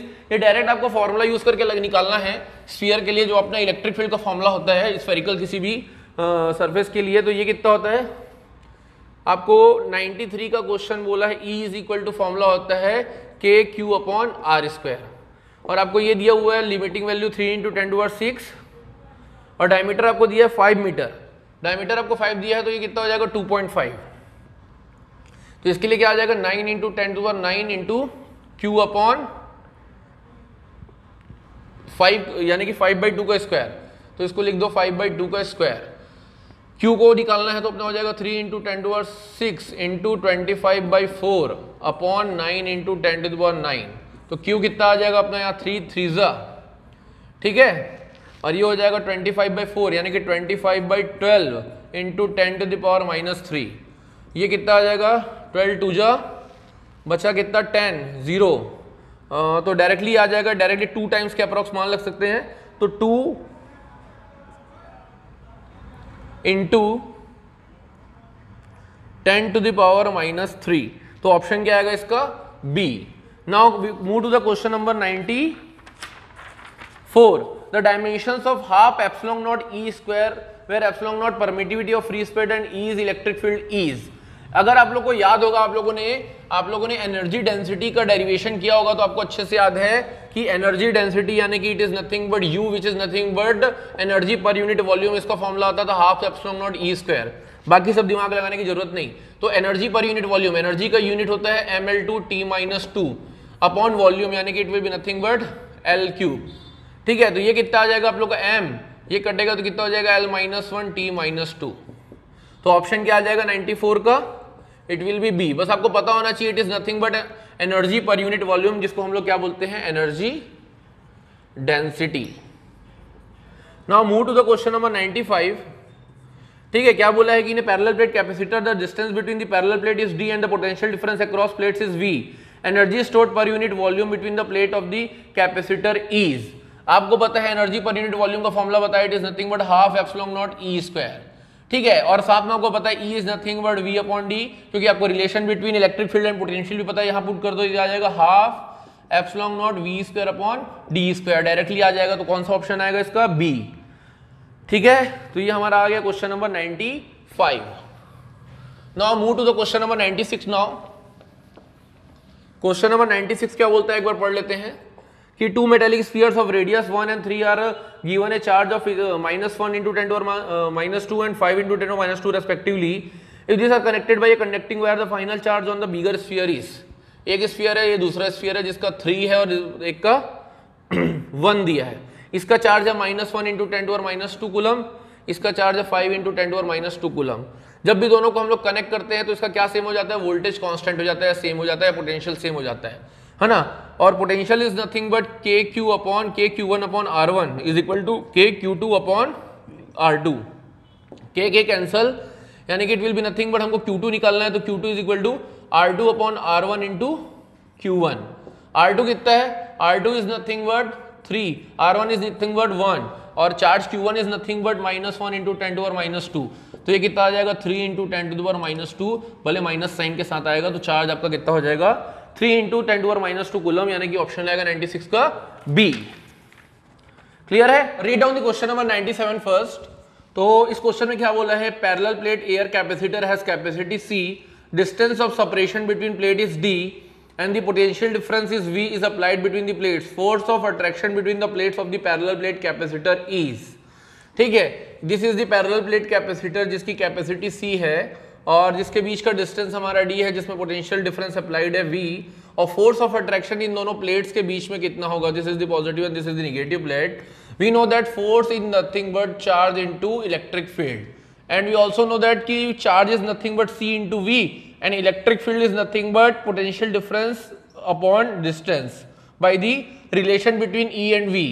So we can directly say that it is nothing but CV square upon D. So what will be the force between the two plates? It is nothing but CV square upon D. Now move to the question number 98. आपको क्या बोल रहा है question number 98 में, read down the question first. Two capacitance of C1 and C2 are connected in series. Assume that C2 is greater than C1. The equivalent capacitance of this arrangement is. आपको 4 options दिए हैं और आपको verify करके बताना है कि इनमें से कौन से ऑप्शंस सही हैं. ठीक है, आपको गिवन क्या, पहले दो कैपेसिटेंस कनेक्टेड इन सीरीज, जो बोला है उसको पहले क्या कर लेते हैं, ड्रॉ कर लेते हैं. तो C2 capacitance, this is C1 and C2, both are connected in series, where given C2 is greater than C1, it is given. ठीक है, अब आपको क्या बोला है, इसका इक्विवेलेंट कैपेसिटेंस कैसा कैसा रहेगा, ये हमको क्या करना है, वेरीफाई करना है. मैं चारों ऑप्शंस को यहाँ पे लिखने वाला हूं, तभी जाके क्या करेंगे, हम वेरीफाई कर पाएंगे. This is the first option, this is the second is C1/2 is less than C is less than C1. Then the third option is C1 is less than C is less than C2. Then fourth option is C2 is less than C is less than 2C2. ये हमको 4 options दिए हैं. Let's me verify कि इसमें से कौन सा options क्या है, सही होने वाला है. इसके लिए मैं क्या करता हूं, एज्यूम कर लेता हूं कुछ वैल्यूज को. हाइपोथेटिकली क्या कर देता हूं, वैल्यू कर देता हूं एज्यूम. C1 को मान लेता हूं मैं C, C2 को मैं मान लेता हूं 2C, क्योंकि क्लियरली दिया है C2 is greater than C1. Now series combination में आपका इक्विवेलेंट कैपेसिटेंस कैसे निकलता है, 1/C equivalent is equal to 1/C plus 1/2C, यानी कि 1/C equivalent is nothing but 2 plus 1 यहाँ पे क्या हो जाएगा, इट विल बी एलसीएम लोगे तो क्या आ जाएगा, 2 प्लस 1/2C, तो यानी कि 3/2C, यानी कि C equivalent is nothing but 2/2C/3 या 2/3C. ये आपका क्या आ गया यहाँ पे, इक्विवेलेंट कैपेसिटेंस किसके लिए, सीरीज कॉम्बिनेशन के लिए. अब ये देखते हैं कि ये कौन से ऑप्शन को सेटिस्फाई करता है, ये तीनों वैल्यूज. कौन कौन सी वैल्यूज, ये भी देख लेते हैं हम लोग. कि हमको पता चला था कि हम लोगों ने C1 C लिया था, C2 2C लिया था जो गिवन डाटा के अकॉर्डिंग, और C इक्विवेलेंट हमारा 2/3C आया. Let me verify here. C की वैल्यू कितनी आई थी हमारी, C इक्विवेलेंट की वैल्यू कितनी आई थी यहाँ पे, 2/3C is less then C1/2 या C/2, यानी कि 2/3 का मतलब होता है 0.66. C is less then 0.5C. नहीं, ये गलत है, यानी कि पहला ऑप्शन नहीं हो सकता. ना सेकंड वाले में पुट करके देखते हैं, C1/2 का मतलब 0.5C is less than C, मतलब अपना कितना है 2/3C is less than C1 मतलब कितना है आपका C, यानी कि 0.5C is less then 0.66C is less than C. मतलब हाँ, ये अपना क्या कर रहा है, वेरीफाई कर रहा है. तो ये वाला हो सकता है, ये वाला पॉसिबल है. तीसरे वाले केस में देखते हैं, C1 कितना दिया आप लोग का, C is less than C equivalent 2/3C है, तो यही गलत हो गया. तो थर्ड वाला तो होगा नहीं. चौथे वाले को देखते हैं, C2 क्या है, 2C is less than C equivalent, यानी कि 2/3C, ये यही गलत हो गया. यानी कि हमारा ऑप्शन कौन सा आएगा इसमें, ऑप्शन 2. तो हम लोगों ने ऐसा एज्यूम करके इसको सॉल्व कर लिया. Now move to the question number 99. And read down the question कि 3 capacitor each of capacitance 4 microfarad are to be connected in such a way that the effective resistance is 6 microfarad. ठीक है, this can be done by, अब यहाँ पे भी आपको क्या question इस तरीके से पूछा है कि ये कैसे अचीव किया जा सकता है कि 6 माइक्रोफेरेड का आपको इक्विवेलेंट कैसे पॉसिबल है। तो पहले तो क्वेश्चन लिखिए, क्वेश्चन नंबर 99। तो होगा क्या 99 क्वेश्चन को एक बार फिर से देखते हैं। हमको 3 कैपेसिटर दिए 4 माइक्रोफेरेड के या 4 माइक्रोफेरेड के 4 एंड 4 माइक्रोफेरेड के 3 कैपेसिटर्स दिए हुए हैं। हम इसको किस तरीके से कनेक्ट करें कि हमारा C इक्विवेलेंट आ जाए कितना 6 माइक्रोफेरेड का। तो पॉसिबिलिटीज क्या है, पहली पॉसिबिलिटी है मैं तीनों को क्या कर देता हूं सीरीज में कनेक्ट कर देता हूं, यानी कि दिस इज सीरीज, तीनों सीरीज में करूंगा अगर 4 को, तो मेरा C इक्विवेलेंट आ जाएगा कितना 1/4 + 1/4 + 1/4 यानी कि 3/4 यानी कि 4/3C। ठीक है, ये क्या हो जाएगा गलत। दूसरा ऑप्शन क्या है, तीनों को मैं क्या कर लेता हूं पैरेलल में कनेक्ट कर देता हूं, इस तरीके से तीनों को पैरेलल में कनेक्ट कर दिया। जब मैंने 4 को तीनों को पैरेलल में कनेक्ट किया तो इक्विवेलेंट क्या आ गया मेरा 4 + 4 + 4 यानी कि 12, ये भी गलत है। तीसरा ऑप्शन मैं ये देखता हूं कि मैं काम करता हूं 2 को क्या कर लेता हूं सीरीज में कनेक्ट कर लेता हूं और 1 को पैरेलल में कनेक्ट कर देता हूं, यानी कि 4 और 4 सीरीज का कितना हो जाएगा, इट विल बी 2 और ये वाला 4 हो जाएगा। अब कैलकुलेट करके देख लेना दोनों को पैरेलल में, ये आ जाएगा 2, ये आ जाएगा 4। अब दोनों पैरेलल में तो दोनों का C इक्विवेलेंट कितना आ जाएगा 4 + 2 यानी कि 6। तो ये हमारा ऑप्शन सही है कि हम 2 को सीरीज में कनेक्ट करें उसको पैरेलल में कनेक्ट करें। तो क्या आएगा ऑप्शन नंबर डी कि 2 in series and 1 in parallel. Now move to the question number 100। ठीक है, रीड डाउन द क्वेश्चन की network of 4 capacitance of capacitances equal to C1C, C2, 2C, C3, 3C, C4, 4C are connected to battery as shown in the figure. The ratio of charges on C2 and C4 is. तो इसके लिए मेरे को पहले क्या करना पड़ेगा, question को ड्रॉ करना पड़ेगा। तो let's draw the diagram first. आपको 3 कैपेसिटेंस, ये चौथा, इस तरीके से आपका एक डायग्राम बना हुआ है जो कि बैटरी से कनेक्टेड है V वोल्टेज की। This is your C1, C2, C3, C4, ये आपका क्वेश्चन दिया हुआ है और आपको सबकी वैल्यू भी दी हुई है। C1 दिया है आपको C, C2 दिया है 2C, C3 दिया है 3C, C4 दिया है 4C, 4 वोल्ट लिख दिया था सॉरी 4C। और आपको रेशियो किसका बोला है निकालने के लिए, आपको रेशियो बोला है C2:C4, C2:C4 का रेशियो निकालने बोला है। उसके चार्जेस का, इन दोनों के चार्जेस का। तो let me calculate the equivalent capacitance here first. ठीक है, अगर मैं इन तीनों का देखूं, ये तीनों किसमें है, सीरीज में है। इन तीनों में चार्ज भी क्या होगा, से Q, और ये वाला क्या है, इन तीनों के पैरेलल में, तो मैं मान लेता हूं इसके भी इसमें चार्ज होगा Q'। तो मेरे को अल्टीमेटली निकालना क्या बोला है, Q/Q'। ठीक है, तो रेशियो ऑफ C2:C4 बोला है, मतलब इसमें जो चार्ज होगा इसमें जो चार्ज होगा दोनों का रेशियो निकालना है। This is the question. ठीक है, मैं मान लेता हूं इन तीनों क्या है, सीरीज में कनेक्टेड है, तो सीरीज कॉम्बिनेशन हो जाएगा कि C3, C2 and C1 are connected in series. तो मेरा क्या आ जाएगा, C equivalent 1/C equivalent is nothing but 1/C + 1/2C + 1/3C। Let's take the LCM here, 3 × 6C, यानी कि it will be 6 + 3 + 2, 6, 3, 9 + 2, 11/6C। This will be your 1/C equivalent. Then C equivalent here will be nothing but 6/11C। ये किसका आया, ये इन तीनों का आया। तो मेरा यहाँ पे इन तीनों में चार्ज कितना आ जाएगा, Q = C equivalent into V, यानी कि 6C/11 into V। This is Q। Now we need to calculate the Q'। तो Q' can be directly calculated by C4 into V। C4 कितना दिया आप लोग का, 4C into V। ये मेरा आ गया Q'। मेरे को रेशियो निकालना किसका, Q/Q' का। तो डायरेक्टली कर देता हूं 6C/11V/4CV। तो 6C/11 इंटू V है, तो ये आ जाएगा CV कैंसल, तो 6/11 इंटू 4 यानी कि डायरेक्टली आ जाएगा आप लोग का कितना,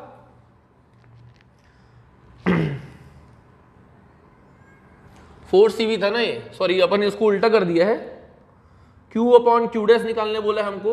तो ये आ जाएगा हमारा Q कितना आ जाएगा, Q कितना था हमारा यहाँ पे, लेट मी चेक। हाँ, यहाँ पे Q अपना आया था 6C/11 लिखा है, Q' हमारा आया कितना 4CV। तो हम लोगों ने क्या किया 6C/11 इंटू 4CV, तो ये आ जाएगा 6/4 44 यानी कि 3/22। तो इसका आंसर क्या आ जाएगा? Option number B. तो ऑप्शन 100 क्वेश्चन का क्या आ जाएगा? 3/22 ratio of the Q dash. So this is the 100 question that we have done. So we have hit this century friends. तो पहले भी आपको बताया था कि जब भी कोई क्रिकेटर सेंचुरी मारता है तो उसको क्या मिलती है? ऑब्वियसली इसको स्टैंडिंग ओवेशन मिलती है। बट आपको पता है कि हाँ, मुझे स्टैंडिंग ओवेशन तो नहीं चाहिए। आप लोगों में से जिन लोगों ने भी ऑलरेडी मेरे चैनल को सब्सक्राइब किया है तो एटलीस्ट वो वीडियो को लाइक कर दे और कमेंट कर दे। और जिन लोगों ने सब्सक्राइब नहीं किया है तो किसका वेट कर रहे हैं आप? एटलीस्ट पहले मेरे चैनल को सब्सक्राइब करें, फिर इस वीडियो को लाइक करें और कमेंट करें। और thanks for this watching this video. Thank you.